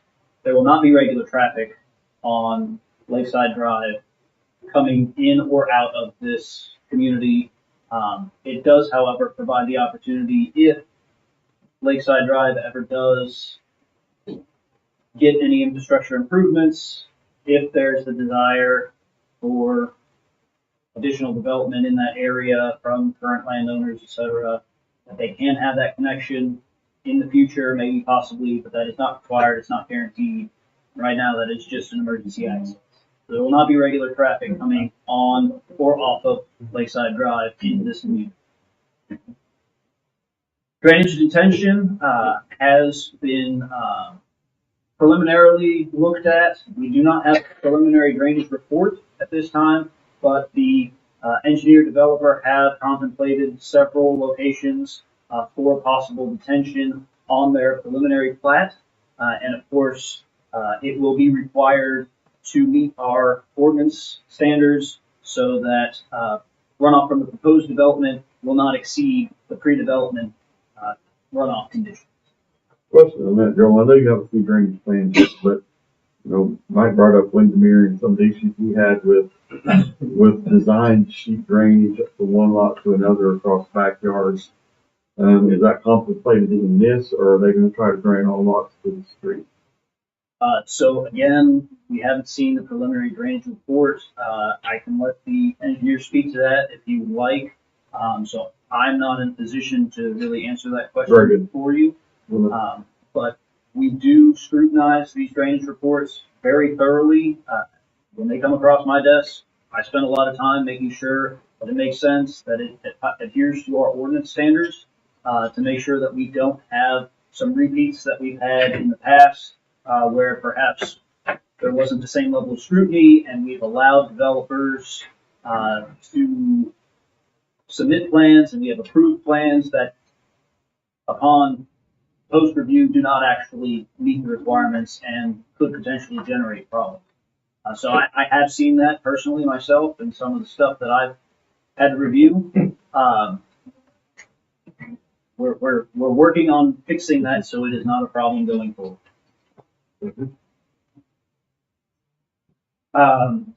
We talked a lot about public sanitary sewer. There will be a lift station required in the southwest portion, right here in this little panhandle. That will flow further west on a force main and connect to the lift station that's in Newcastle Oaks. And then that, of course, tie into sewage that's going into that Newcastle Oaks lift station from the Newcastle Oaks subdivision, and it will continue on that force main north to Highway 130. We talked a lot about the existing water infrastructure. There is a 12-inch water main along the north side along Redmond Drive. There's the 6-inch water main coming down along Lakeview. There is a water tower at the end of Lakeview, sort of where it would potentially intersect with Redmond if it went all the way up there. That water tower does help provide some pressure support. There is, as Kendall mentioned, a existing 6-inch water line running diagonal across this property, approximately from the water tower, just kind of cut across, and it ties in to Ridgeview Lane in the Newcastle Oaks subdivision, and that is something that the developer is tracking will be integrated into the water system for this development and will continue to maintain that connection so that we will not adversely affect the subdivision, the existing subdivision in Newcastle Oaks. We also have an existing 4-inch line along Southwest 24th Street. That across the frontage here on the south side will have to be upgraded to a 12-inch line. The developer is tracking that. We have also capital improvements project WD008, which is the 12-inch line running from Ross Drive to the west, eastward to Oak Hollow Drive. That has been approved and sent out for engineering design. So it is currently in the process of being designed. The developer is aware of that project. That's about 2/3 of a mile west of this proposed development is where that capital improvements project will terminate. And so again, they are exploring the options of that being a possibility if they need to supplement, if they do not have, when they complete their hydraulic analysis, they don't have the pressure and the flow requirements necessary to support this subdivision. That is an option that's available to continue that project further east and provide supplemental water service. But ultimately, as Kendall pointed out, it's going to be dependent on the hydraulic analysis that they can conduct and then their evaluation of their options and how they want to proceed as far as making sure that they have the water services necessary.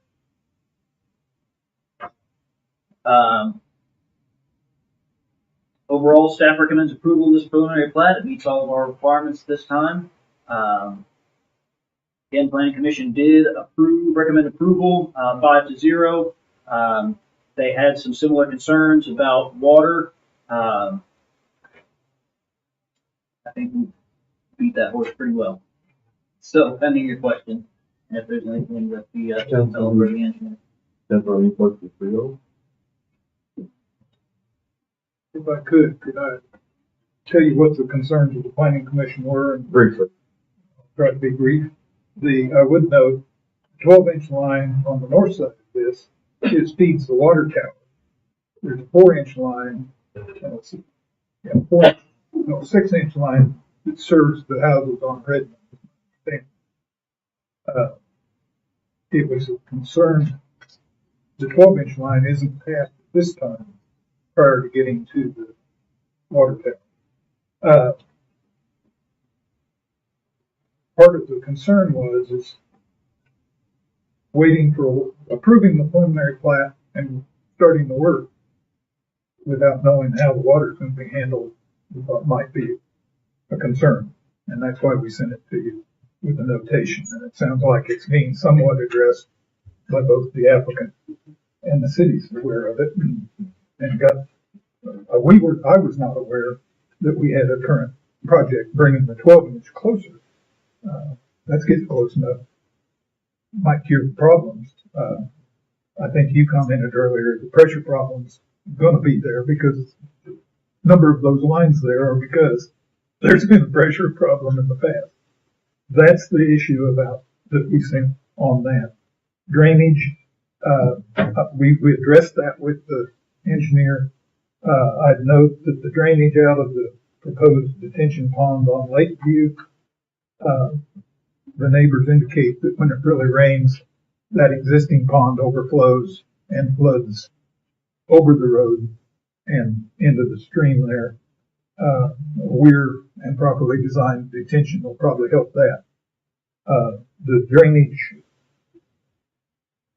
in the south, well, not the southwest corner, but where the neck comes up from 24th Street, there's a detention pond right there. And it looked like it just drained out onto the Harriman property, Doug Harriman property. The engineers indicated that actually flows into a drainage low, so that shouldn't cause a problem there, and that's why we didn't mention it. The water issue and the roads of Redmond were the issues that we wanted to bring to the council's attention. The applicant have anything he wants to present? I know it's been a lengthy meeting already, so I'll be really brief, but I'm happy to answer any questions. I know we talked about the water. Obviously, we're aware of the issues and certainly look forward to seeing what the results of hydraulic analysis is, knowing that we've got to meet your requirements as well as DEQ, so we'll work with the city on that.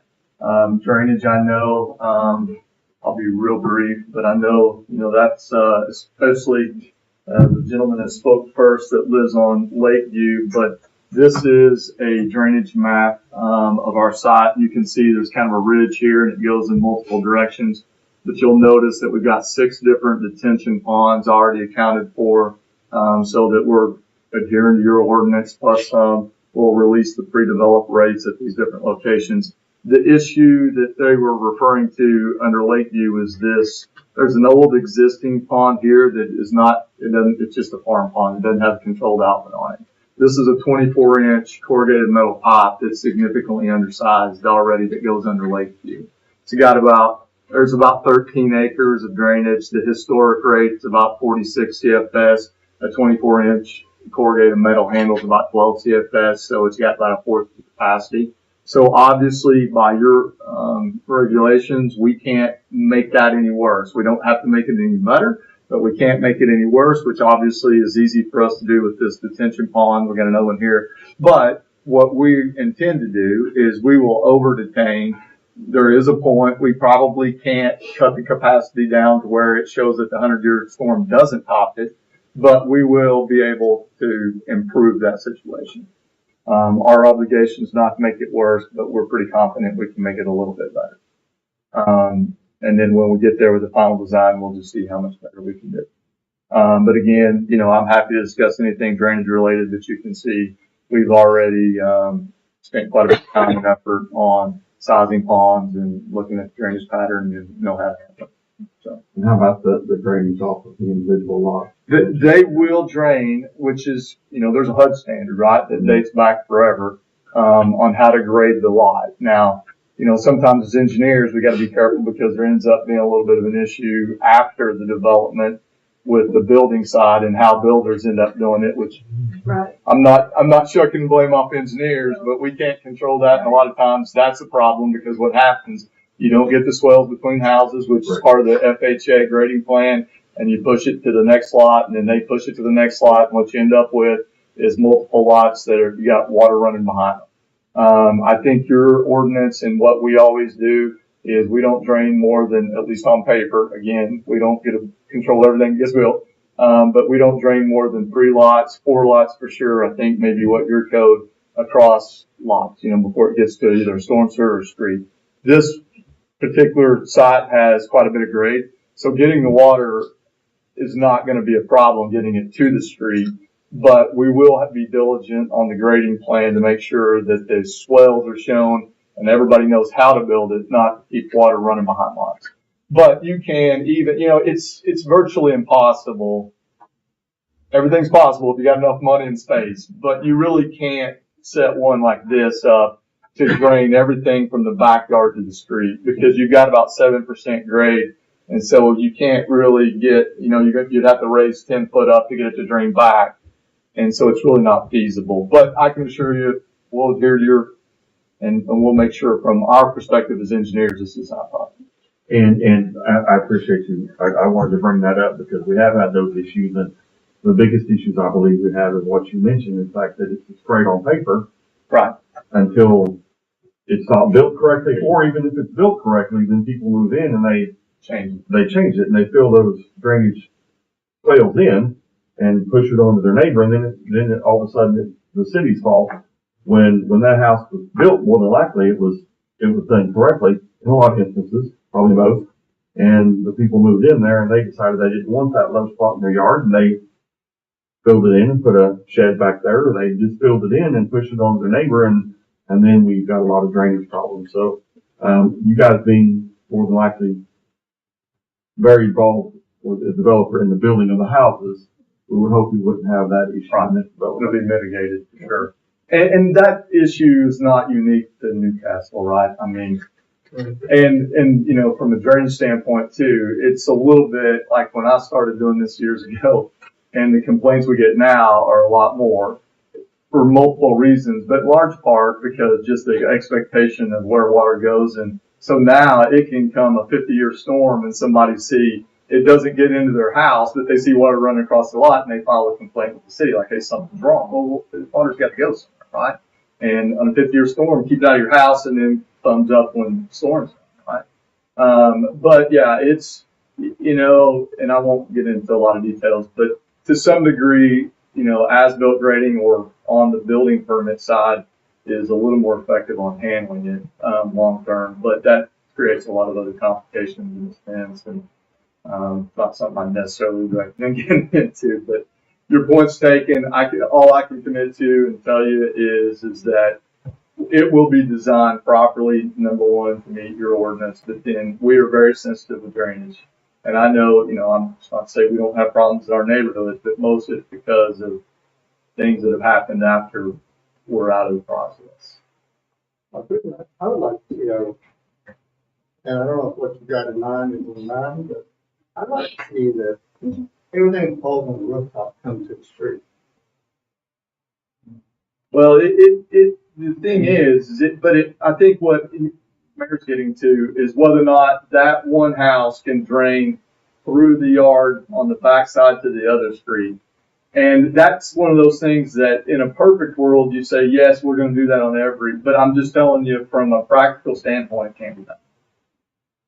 It could be done. Well, it can if you want like 40-foot retaining walls. And I mean, so that's what I prefaced it with, if there's enough money in the world and space, then you can get anything to work, right? But there's a reality to sites that have grade across them, and then trying to physically get every lot in the whole subdivision to drain from the backyard to the street, from the backyard to the street.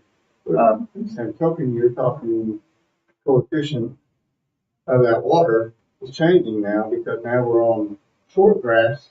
Yeah, but all that's accounted for in your drainage all of that's accounted for. It's just more of a situation. We just had the same issue over in Winter, and that was just in the lots. That's without even a house. Well, and, not to cut I know you're ready to move on, but as far as the development and the application goes, obviously you've got a set of codes and rules that we're adhering to. And, again, this is the preliminary plat, so you'll have an opportunity as well as consultants to scrutinize. We're happy. I mean, trust me, we don't like drainage calls and complaints, so we want to do everything on our end that we can do to design it properly, and we're happy to have a discussion at the final plat and the design. I'll bring a grading plan and sit down, and we'll go through every grade if you all want, outside of however you all want to handle it. I might have missed, but is this gonna be open like multiple custom builders or same builder doing all of it? I think my client plans on building the majority. That's not, but again, markets change, and I've seen things happen, so Yeah, you no, that's can't fine. get a I won't walk solid in, I was right, just curious. exactly. All right. Any public comment concerning this agenda item? Please state your name and address for the record.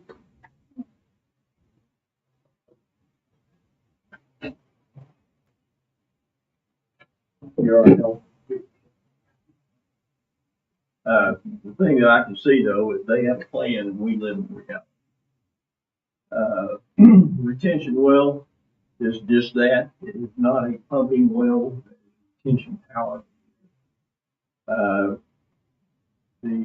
Chickasaw Hospital that we've been real careful not to say anything about. It's 3,500 employees published in a paper. Chickasaw has passed, being a Native American, I passed information, so I'm getting a lot of information about it. 3,500 employees, and I contend that 1,200 square feet is not going to please a medical professional, nor a medical assistant, nurse practitioner, or anything to that effect. And so 1,200 square feet is not really what I would call a plus. Also, this system water drain that we're talking about, 120,000 gallons, when you put in that 3,500 personnel in a full-blown hospital, full tilt, there's going to be more water going than you're going to have. Because if you're already strained at your admission, you're already strained because you're getting. Sir, please. Oh, I'm sorry. Direct to the council. I'm sorry. I apologize. But when you have that hospital kick in the system, the amount of water is going to go significantly higher all of a sudden. And so, it's going to be, when the hospital shows up, it's going to be more water off of what you have right now to be able to sustain this development as well as the existing people there. The dam that was spoken of across over Lakeview, there is no dam there. That dam was broken about 5 or 6 years ago. It's simply a low spot across the yard. So there is an old creek bed down there, but the creek bed is not there. So, and with that, thank you very much. I will just make a couple of comments with your remarks for water. We have an 18-inch water line on Portland Avenue. It comes about 1/8 of a mile, 3/8 of a mile south of Fox Lane. As a part of the process of building that hospital, the nation will extend that line down to their facility with that 18-inch line about probably 2 miles closer to this project. And it will have a significant impact on ensuring that we have better water supply to that end of town. So the hospital being there will do a lot to improve the water supply. We've got plenty of water. It's just getting it from Portland Avenue over west. And that's what the project we've been talking about are hopefully meant to do.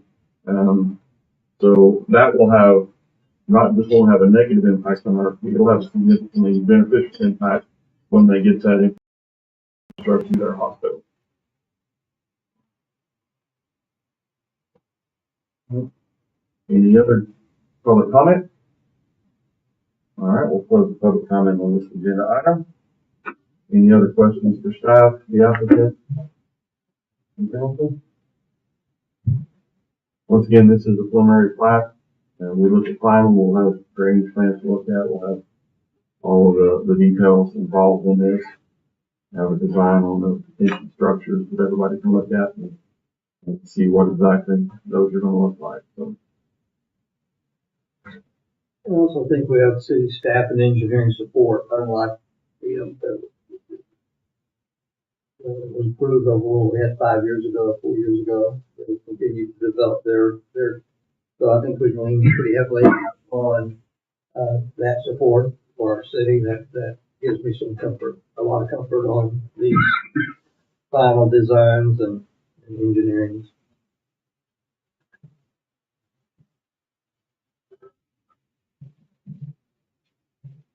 I'll move to approve item 9C.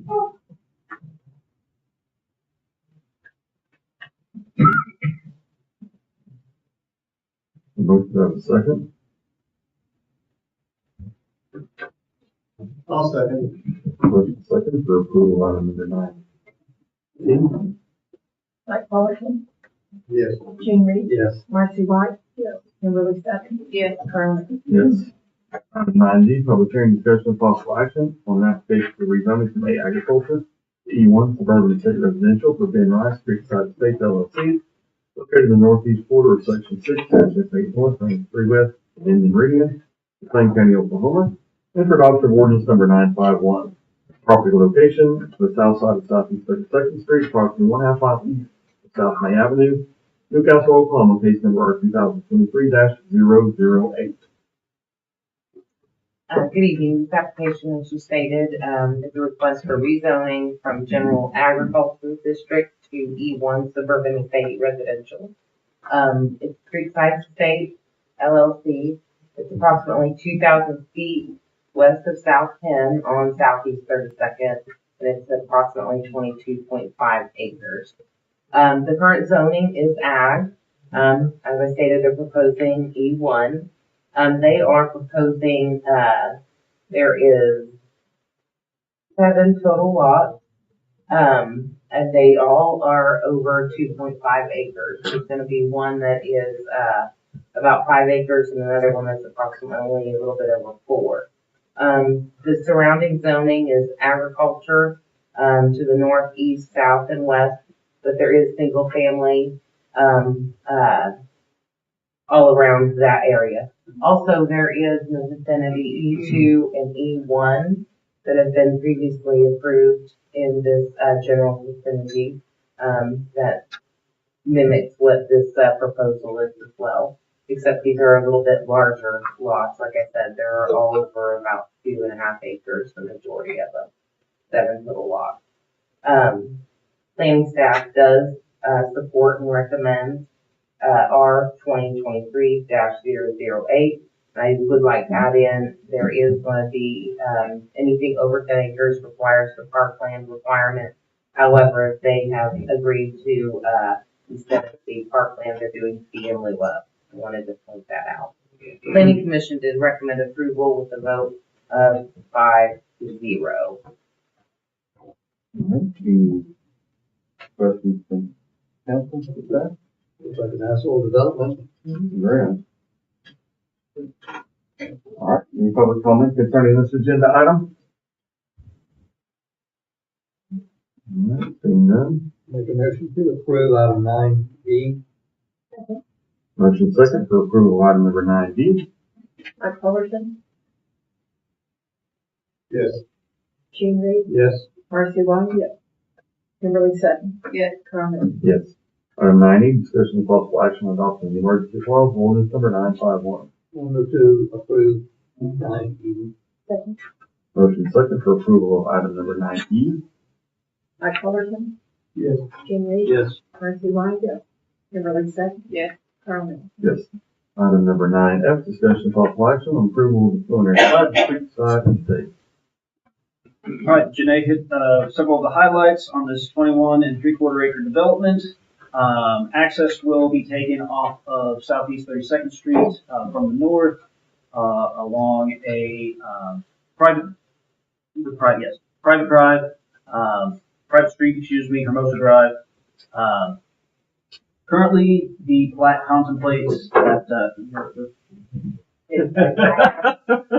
I have it, but it's not switching. It's not up there. Currently the plat contemplates Hermosa Drive coming down to that 7th lot, that 5-acre lot on the south end, and terminating in a cul-de-sac.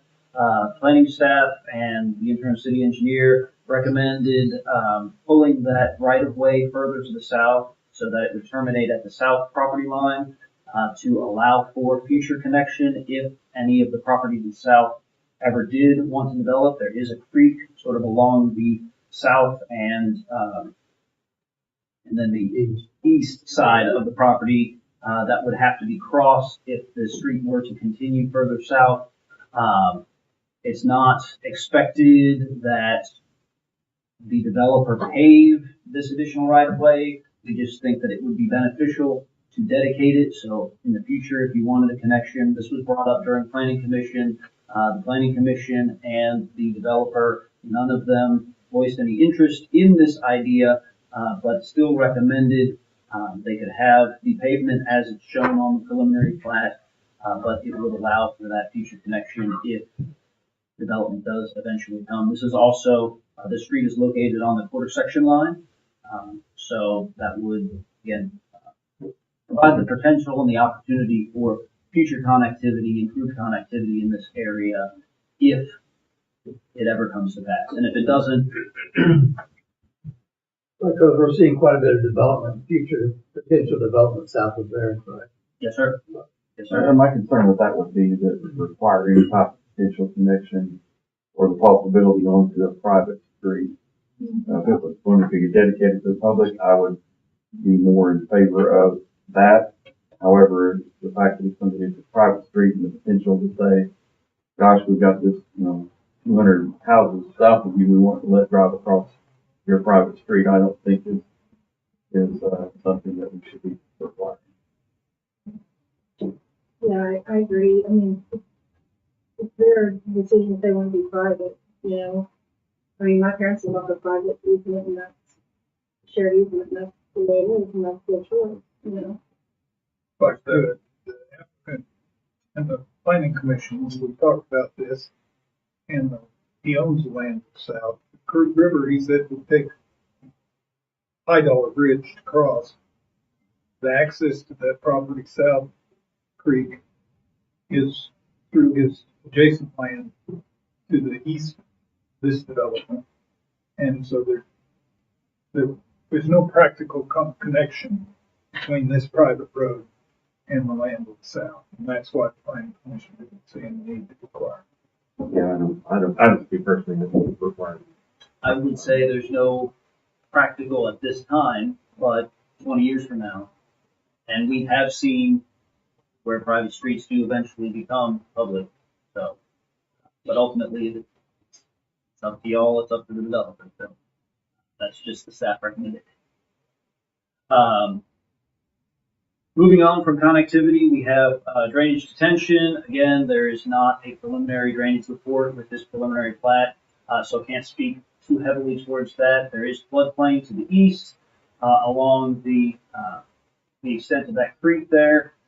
There is no detention contemplated on the preliminary plat, but obviously drainage and detention will be designed such that runoff from the proposed development will not exceed pre-development flows. There is no public sanitary sewer available at this time for this development, so it will require on-site wastewater treatment systems, septic systems, resulting in a total of 7 systems within this 21 3/4 acre area. That results in about 1 system per 3.11 acres, which is fairly dense. Water will be provided by a proposed 8-inch. There's an existing 8-inch along 32nd Street, and they will pull that 8-inch down along Hermosa. Because it's a quarter section line road, an 8-inch line is required along the entire length of Hermosa Drive per our ordinances. Currently, the preliminary plat shows it necking down to a 6-inch towards the end of that cul-de-sac, but again, that's gonna have to be an 8-inch, since it's on the full section line. The preliminary plat does meet all city requirements and regulations. Staff recommend approval, and this was recommended approved 5-0 by the planning commission. And Gordon already addressed planning commission comments regarding the connectivity to the south. So any of your questions? Questions for Joe? I think so. Any public comment concerning this agenda item? All right. Anything else? Make the motion to approve agenda item 9F.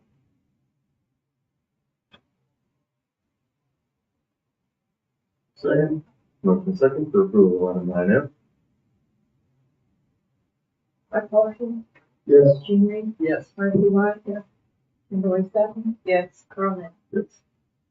Item 9G, public hearing, discussion, and possible action on an application submitted on review for conditional use permit for oil and gas well, Nancy Lane Smith, Sherry Lane Smith, with Purple Energy LLC as applicant. Tracer 22-15-9-4-4HD, located in section 22, Township 9 North, range 4, West Indian Meridian, Lane County, Oklahoma. Property location approximately 445 foot north, southwest 16th Street, approximately 400 feet west of South Main Street, Newcastle, Oklahoma. Case number UR 2023-031.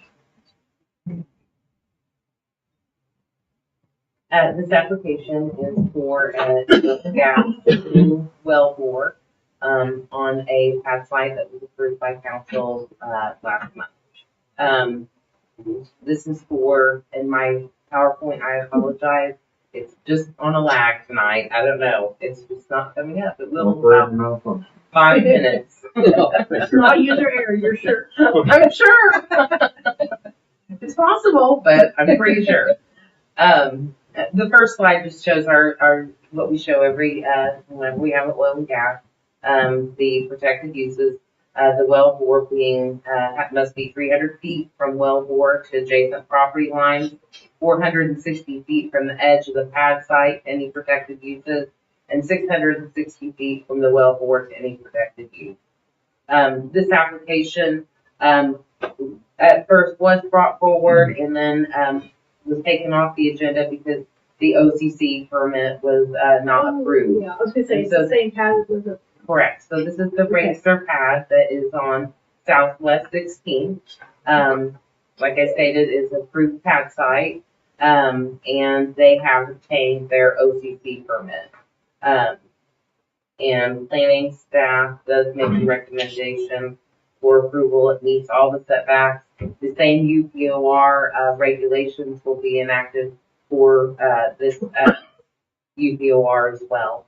Such that council approved last month. We'll have the same language with the landscape, the wall, and any barriers, and the access can only be taken from Main Street heading west, and they cannot pass this pad site, they cannot pass this and head further west on 16th Street.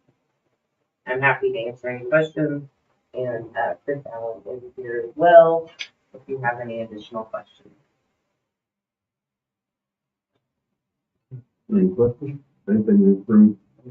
Several of them last time.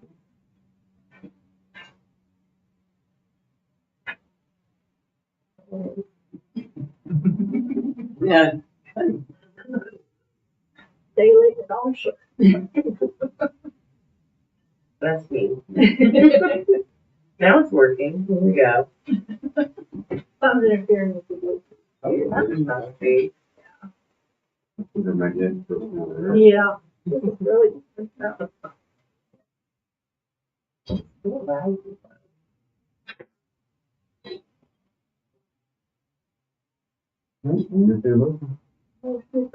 Item 9G. No, is that 9? Yes, 9G. Okay. Second. Motion second for approval on 9. Mike Paulson, Yes. Jean Reed, Yes. Marcy White, yes. Kimberly Stephen, Yes. Carl Nell. Yes. Item 9H, public hearing discussion possible action on planning commission recommendation conditional use permit for commercial disposal of Patrick McMahon, trustee of Winding River Family Trust, Charter Production Company LLC for Winding Saltwater Disposal, well number one, located in southwest quarter, section 27, 9 north, 4 west, Indian Ring in McLean County, Oklahoma. Property location, approximately 1/2 mile west of the intersection of Southwest 24th Street and US 62, then north on Leach Road and right to the Y to the existing location. Newcastle, Oklahoma, case NPWA 2023-013. Make a motion to continue this to our next regular scheduled meeting. The OCC permit has not been obtained on this one. Second. Motion second for continuance. Mike Fullerton, Yes.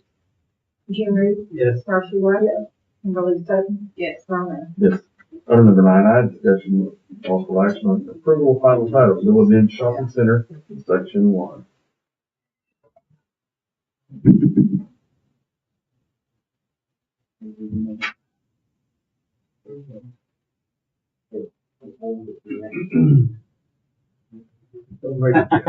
All right, I'm gonna keep this up here just in case. Okay, the preliminary plat for the 7-acre Willow Bend Shopping Center was approved by City Council back in April. And Section 1 is the first lot, 3-lot development. Section 1 does encompass all of that first lot. It's approximately 2.83 acres. Access will be taken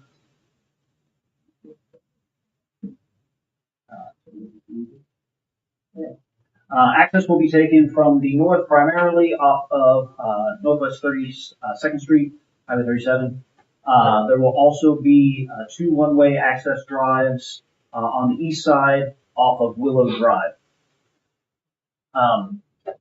There are some extenuating circumstances with the location of the pavement on Willow Drive. It's outside of the right-of-way and on the applicant's property. Normally we would require the developer to make improvements to Willow Drive. We're expecting some commercial traffic, truck traffic, things of that nature. Willow Drive is approximately 17 feet wide, doesn't currently meet city standards. But because of those extenuating circumstances, we, staff, recommend that we waive this requirement from the developer at this time. Planning Commission also discussed this item, and Gordon requested that the city attorney drafts a letter of acknowledgement for the applicant to sign to accept the existing encroachment of Willow Drive onto her property and allow the pavement encroachment to remain until such time as the city is able to relocate the pavement.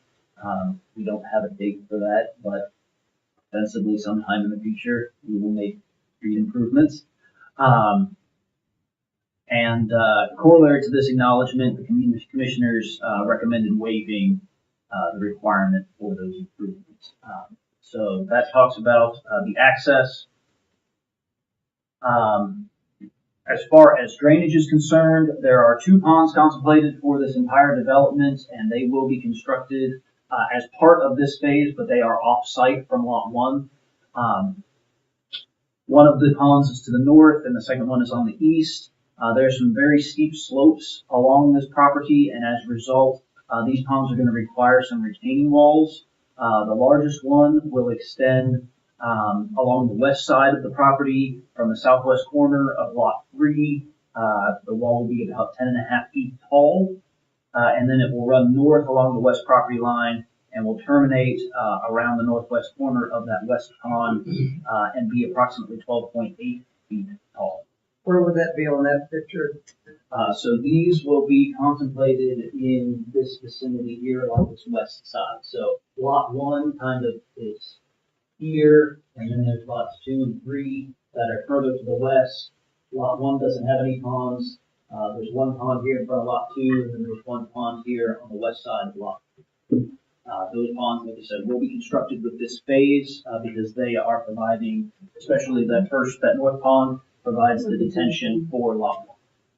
But because of the amount of earthwork that's required, again, due to the slopes, it just makes sense for them to do all the earthwork in this section. And then as they develop lots 2 and 3, they'll have most of that. This is not giant, but I just can't picture the property goes right along Highway 37, right? So how can the pond be on the north side of it? So, Talking about a detention pond? yes, there's a detention pond that runs Oh, along on across. the property? Yes. Of course. Yes. But on the northern edge of it. I thought you were saying north of it. Oh, no, sir. Okay. No, on the property along the northern edge, between the parking lot and the property line, the north property. Thank you. Yes, sir. Um, To avoid the need for additional retaining walls along the south property line, the applicant has contemplated, and I guess has agreed with their south neighboring property owner, to do some, back slope grading operations so that they can bring the grades, together from their finished grades to, the existing grades on the south property. My understanding, and the applicant and her engineer are here. But my understanding is that work is already underway and they already have some sort of agreement, although the city has not seen that. Drainage and detention have been designed such that runoff from the proposed development will not exceed existing pre-development flows. There is no public sanitary sewer available for this commercial property. So on-site wastewater management will be required. The two commercial systems, one for each building proposed in this phase of the development, will be a density of about one system per 1.42 acres in this 2.83 acre development. There is a 12-inch water line extension that's required along 32nd Street from the corner of Willow Drive further west to support this property. However, the existing water infrastructure, which consists of two 6-inch lines, there's an existing 6-inch line running east from the corner of Willow Drive along 32nd, and there's a 6-inch line running south along Willow Drive from 32nd. Neither of those lines has the capacity and supply to sufficiently feed a 12-inch line at this time. Since Lot 1 is fronting an existing water main, it is recommended that the water supply for Lot 1 actually be taken off of the main existing on Willow Drive, and that the requirement to build the 12-inch line along 32nd Street be deferred until lots 2 and 3 develop. So lots 2 and 3, again, further west of Lot 1 here, it is not served by any water at this time. So when the developer wants to make improvements to those lots, she will have to bring water to that site, and it will have to come along 32nd Street. It will have to be 12-inch, and hopefully by the time it develops, there will be adequate supply in the existing mains to actually allow for that development. But at this time, we don't have adequate supply. Otherwise, with the exceptions noted above about the improvements to Willow Drive and about the 12-inch water line across the frontage, this final plat meets city requirements and regulations, and staff recommend approval. Planning Commission did recommend approval with a vote of 5-0, with the caveats just mentioned about acknowledging the existing encroachment, not requiring the improvements to Willow Drive, and allowing connection and deferring the construction of the 12-inch line to lots 2 and 3 developed. Any of your questions, or if there are any statements from the developer engineer or honest? You did it. Good. Any questions for Joe? I just have a comment. I don't understand why if the city accepted a street, it's not the regulatory width, why we would make somebody else fix that. I mean, so I understand we're not, but we're wording it like we're doing them a favor, but we're the ones that accepted it and it wasn't proper width. So at the time that this was constructed, my suspicion is that the requirements for the street were different under the city ordinance. You don't know though? I would have to dig into the history to get you an affirmative answer on that. But that would be my expectation. We have lots of streets that were paved under a different standard than what we currently have. But our ordinance does outline that streets that serve development that don't currently meet the city's ordinance standards must be improved to meet ordinance standards, just like if they're constructing a new street, it has to be to city standards as well. My guess is when they pave Willow will drive, they didn't do a survey and shove that asphalt to the west for whatever reason. It bothers me. It sounds like we're making somebody else get something that we, and it's past, it's obviously nobody here, right? And it's been there quite some time, I think, since the 70s or 80s. It's 84. Yeah, but I don't know, it just doesn't sound right. Well, I mean, we're not making them fix it, but at the same time, we had no idea that the asphalt was on Olivia's property either until it was provided to us. Still So, survey.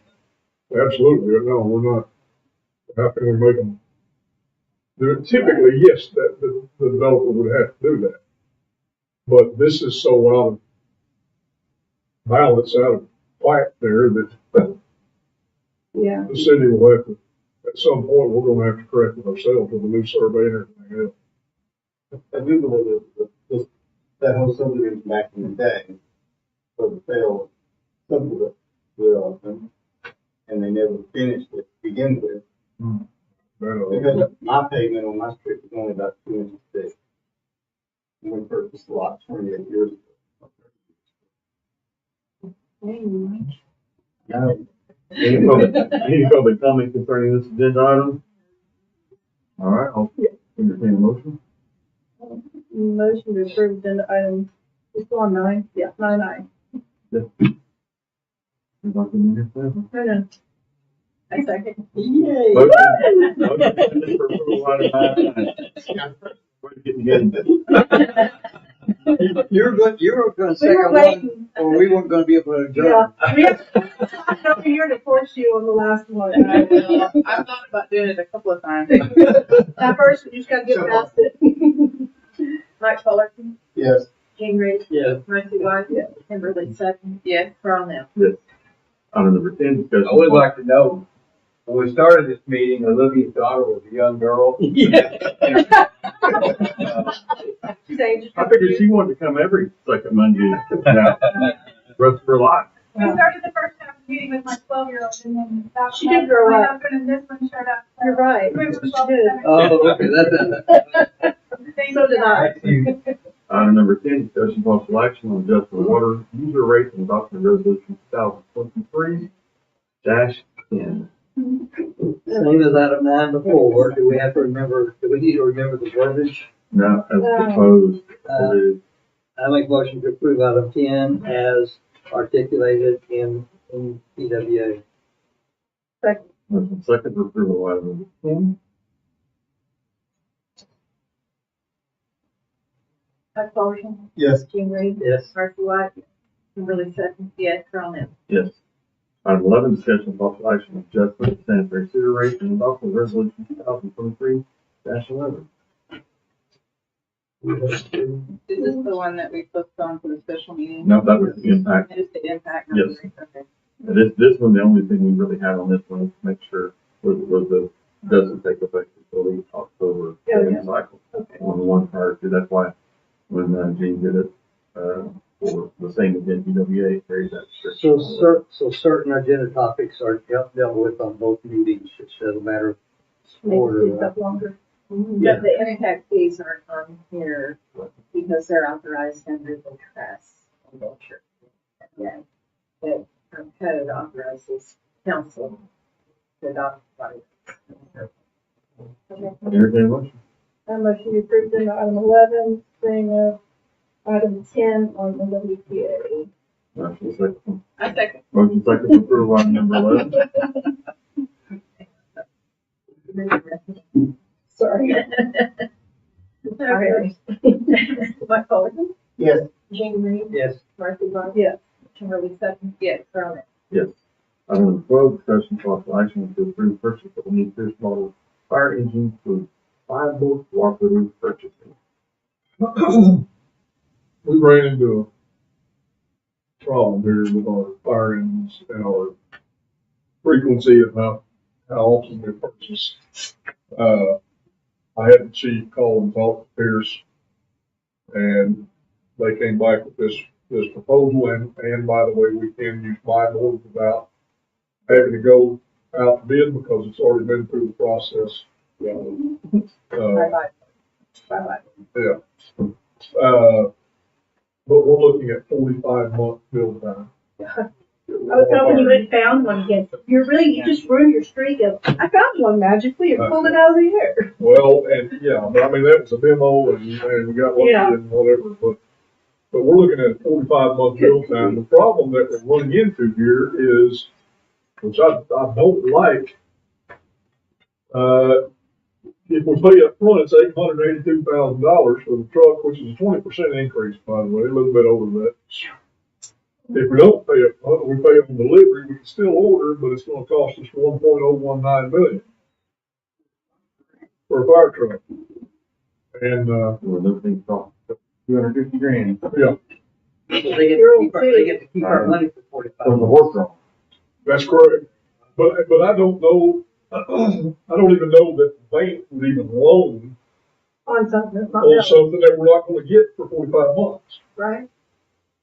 Which, I mean, so we would have to be paying up front, man, you get $137,000 discount. We can't pay it up front. There's no way. There's no way possible. Right, because we normally finance them. Yes, well, yes, we do, but we finance them every 7 years, and usually you have a build time of about 11 months. Now we've got 45, we're usually on a 7-year turnaround schedule. We would be voting on your entering into an agreement, but to be paid for later on. Yes. But now, since we just got the new pumper, because of the price, how old will that pumper be when this one comes into service? Well, we have a year and a half left on that loan. So how old will the new pumper we bought be? Yeah, and it'll be 7 years old. So we'll still be on We will be on the schedule. on the cycle. So Yeah, kind of, sort of. Let's see. I'll make our third one a lot older. And second and third will be bigger, but gap between 1 and 2 will be the same. Oh, that matters. Well, and at some point, my goal is for the fire department to have a squad to run sick calls, which is about 85–90% of the calls. If we have that, we're saving engines, potentially we get out to a 10-year schedule. 10 or 12. But right now, we're kind of in a pickle. No kidding. Well, that's what I have to Camille, I'm like, but we're not signing loan paperwork. And they don't require anything. We're not signing loan paperwork, we are committing to that. Are we committing to that? Well, you're agreeing to the purchase of a truck, they're gonna start building it. 4 years will be financing. Right. So then we have not committed money then. We may get lucky and it comes in 2 years, I don't know. So technically, the builder is gonna build it at his own risk. You can't really Right, commit future. things. exactly. I mean, that's what You're gonna sign it, you're gonna say, yeah, I'm gonna do it, but if you're not paying for it, And it's not. it's payable. I get that, You can't do yeah. it without a plan. Right. It won't be 45 until some catastrophic, it'll be 60 months or it'll be probably 24. Well, in my world, they put there's an out clause if the newer regime doesn't approve it, then you get an out clause without penalty. AT&T has real good one written for internet. So if someone came to you 6 months from now and said, we can get you one, would you lock in? So we use the out clause. So that's a tough decision for you. How that? Well, not really, because We're not gonna find one. this is custom. Okay, this will be built and spec the way the fire department needs it. Okay. Yeah. We probably didn't take everything we wanted with that last one. We didn't get anything we wanted with that last one, we just. But we got just something hit the book. Yeah. But 45 months is, A long. and they're looking at, right now, they're looking at 5–6 years to build a ladder truck. So my room wasn't getting, I can vote to buy this and y'all still have to pay for it. I mean, like, it just blows my mind. Alright, well, I guess we need to order the same thing and we'll worry about paying for it for it. Yeah. Just like at home. Yep. Credit card. Payday loan, you get the payday loan. I mean, I don't know what else to do, But that's all we can do, Kevin, and No, yeah, the sooner we get it ordered, I'm sure it will be cheaper. Yeah. I think Kimberly's ready to motion. Yeah. Oh, yeah. Yeah. Did she first and second that? I'll entertain a motion. I forgot what item was. I can do it. Well, I make a motion to, oh, you go. No, go ahead. I was confused with how you do the motion, because sometimes you say the whole verbiage. That's because we get lazy. And sometimes don't. It's called lazy. Here she is, the first one, calling us out. You can just, most of the time, you can just say approve item number 12. Okay. Unless, And yeah. now, like on this one, we would need to approve it, deciding which way we're gonna do it, which is we're not gonna pay up front. We're gonna enter into contract and then pay when it's delivered. This is option 2. Option 2, you can say option. There you go. Okay. I motion to approve item 12 with option 2. Perfect. Second. Motion second for approval of item number 12 with option 2. And $893. Now, okay, you still couldn't hear his mic. Now you've got a mic and a girl over there, and she still doesn't, tell me your mic. I see no girl over there. She used to go, was that Tom or your mic? Not, Actually, that's Marcy B. No, it was Marcy. Marcy B. Marcy said it at the same time. my Fullerton, I'm calling him that. Mike. Yes. okay. Oh. Yes, oh, yes. I'm sorry. Yes. Marcy. Yes. Kimberly Sutton, yes. Carl Ness. Yes. Item number 13, city manager, short comment. Have to reach a farmer, man. Actually, I don't have any. We've just been focusing, Jeannie and I have been focusing literally this past week on or this last week on the sewer plant and the financing and all that, but. All right, item number 14, council member I comments. just want to remind us that we agreed that we were gonna have to update some verbiage on our oil and gas ordinance. Is that in the works? Something to clarify. That is kind of in the works. Visit with Kevin about that. I just remember it was kind of part of our discussion that we kind of clarified that where it says platted land. We Okay. will do that. Oh, Very- yes, very good. please. We will do that. The vacant land. Yes. Yes. All I have, welcome to our new It was, Welcome. member. Thank you. yes, welcome. Um, We're pretty formal till we get both hired. And then we- Only thing I'll mention is we did meet last Monday with Dan Bourne and Secretary Graham to discuss the hospital. So it's, planning coming along with that. They are probably still about 18 to 24 months away Oh, from really? starting. So, there's a whole lot beyond, behind how their plans are going on that, so. It hasn't Still grown, moving. has it? It's still moving forward, and, it's gonna be, an impact on the community, but, we're still having regular visits with them, and, the nation's very excited about that. So, Do you have a feel for turnpike activity? Yeah. I did have an opportunity to visit with, Joe Kelly, Deputy Director of Turnpike Authority last week. They intend to move forward with the turnpike. He indicated they're probably about a year behind their initial schedule now. They will probably be seeking approval from the council bond oversight in the near future and hope to be able to issue bonds within the next 2 months. At that point in time, they'll be back on schedule with where they were prior to, which was they were almost at 30% plan. And so they would anticipate if nothing else hinders progress, that those 30% plans will probably be available to be disseminated to the public after the first year. Yeah, but Highway 9 interchange, I-35. Highway 9 I-35 interchange has kind of grown. It's grown from we're going to do the interchange, and it's going to be a $20 to $30 million project, 20 originally, to now we're going to do Highway 9 I-35 interchange all the way down to Goldsby, exit 6 lane. Wow. So they're gonna take 6 lanes all the way to Goldsby exit, rebuild the overpass at Goldsby. Wow. Also, as a part of the project of doing this, so they're around 114 million now. That's gonna go out to bid in the near future, Mike. Should start in 24 and should be done in 26. If all goes. Utilities are moving right now. Yeah. And Secretary Gatz, announced plans to widen I-35 all the way down to the Red River.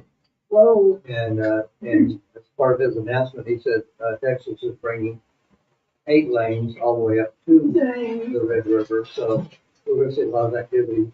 There will be a lot of activity. I think that's probably what precipitated the last meeting we had with ODOT. They said, or not last, early on, they said, we want to get 6 lanes down to 7. And that's kind of, they widened by road, redid that overpass. They're going to do Goldsby and then, but they decided to incorporate it all. So you're right. We'll see a lot of, we will all be dead and gone before they finish construction on I-35. Yeah. It's It's Broadway extension projects. Yeah. They started it in '94 when I worked at the Pumpkins. Yeah. There'll be a bucky before we're gone. There will. So what are they doing on Northwest 24th from Country Club to the Loves Bridge? Like it's a gas line. Are they relocating? They are throughout town. ONG is upgrading the gas infrastructure. That is a 6-inch gas line that they are tying back in. So they've done that on Southwest 16th. They've done it on Portland Avenue. They've done it lots of places, but they're trying to get 6-inch gas lines throughout the entirety of the town before we grow too much more. And while they're doing it, they're just doing it further over for future widening. Because at some point we will, because it's pretty far over.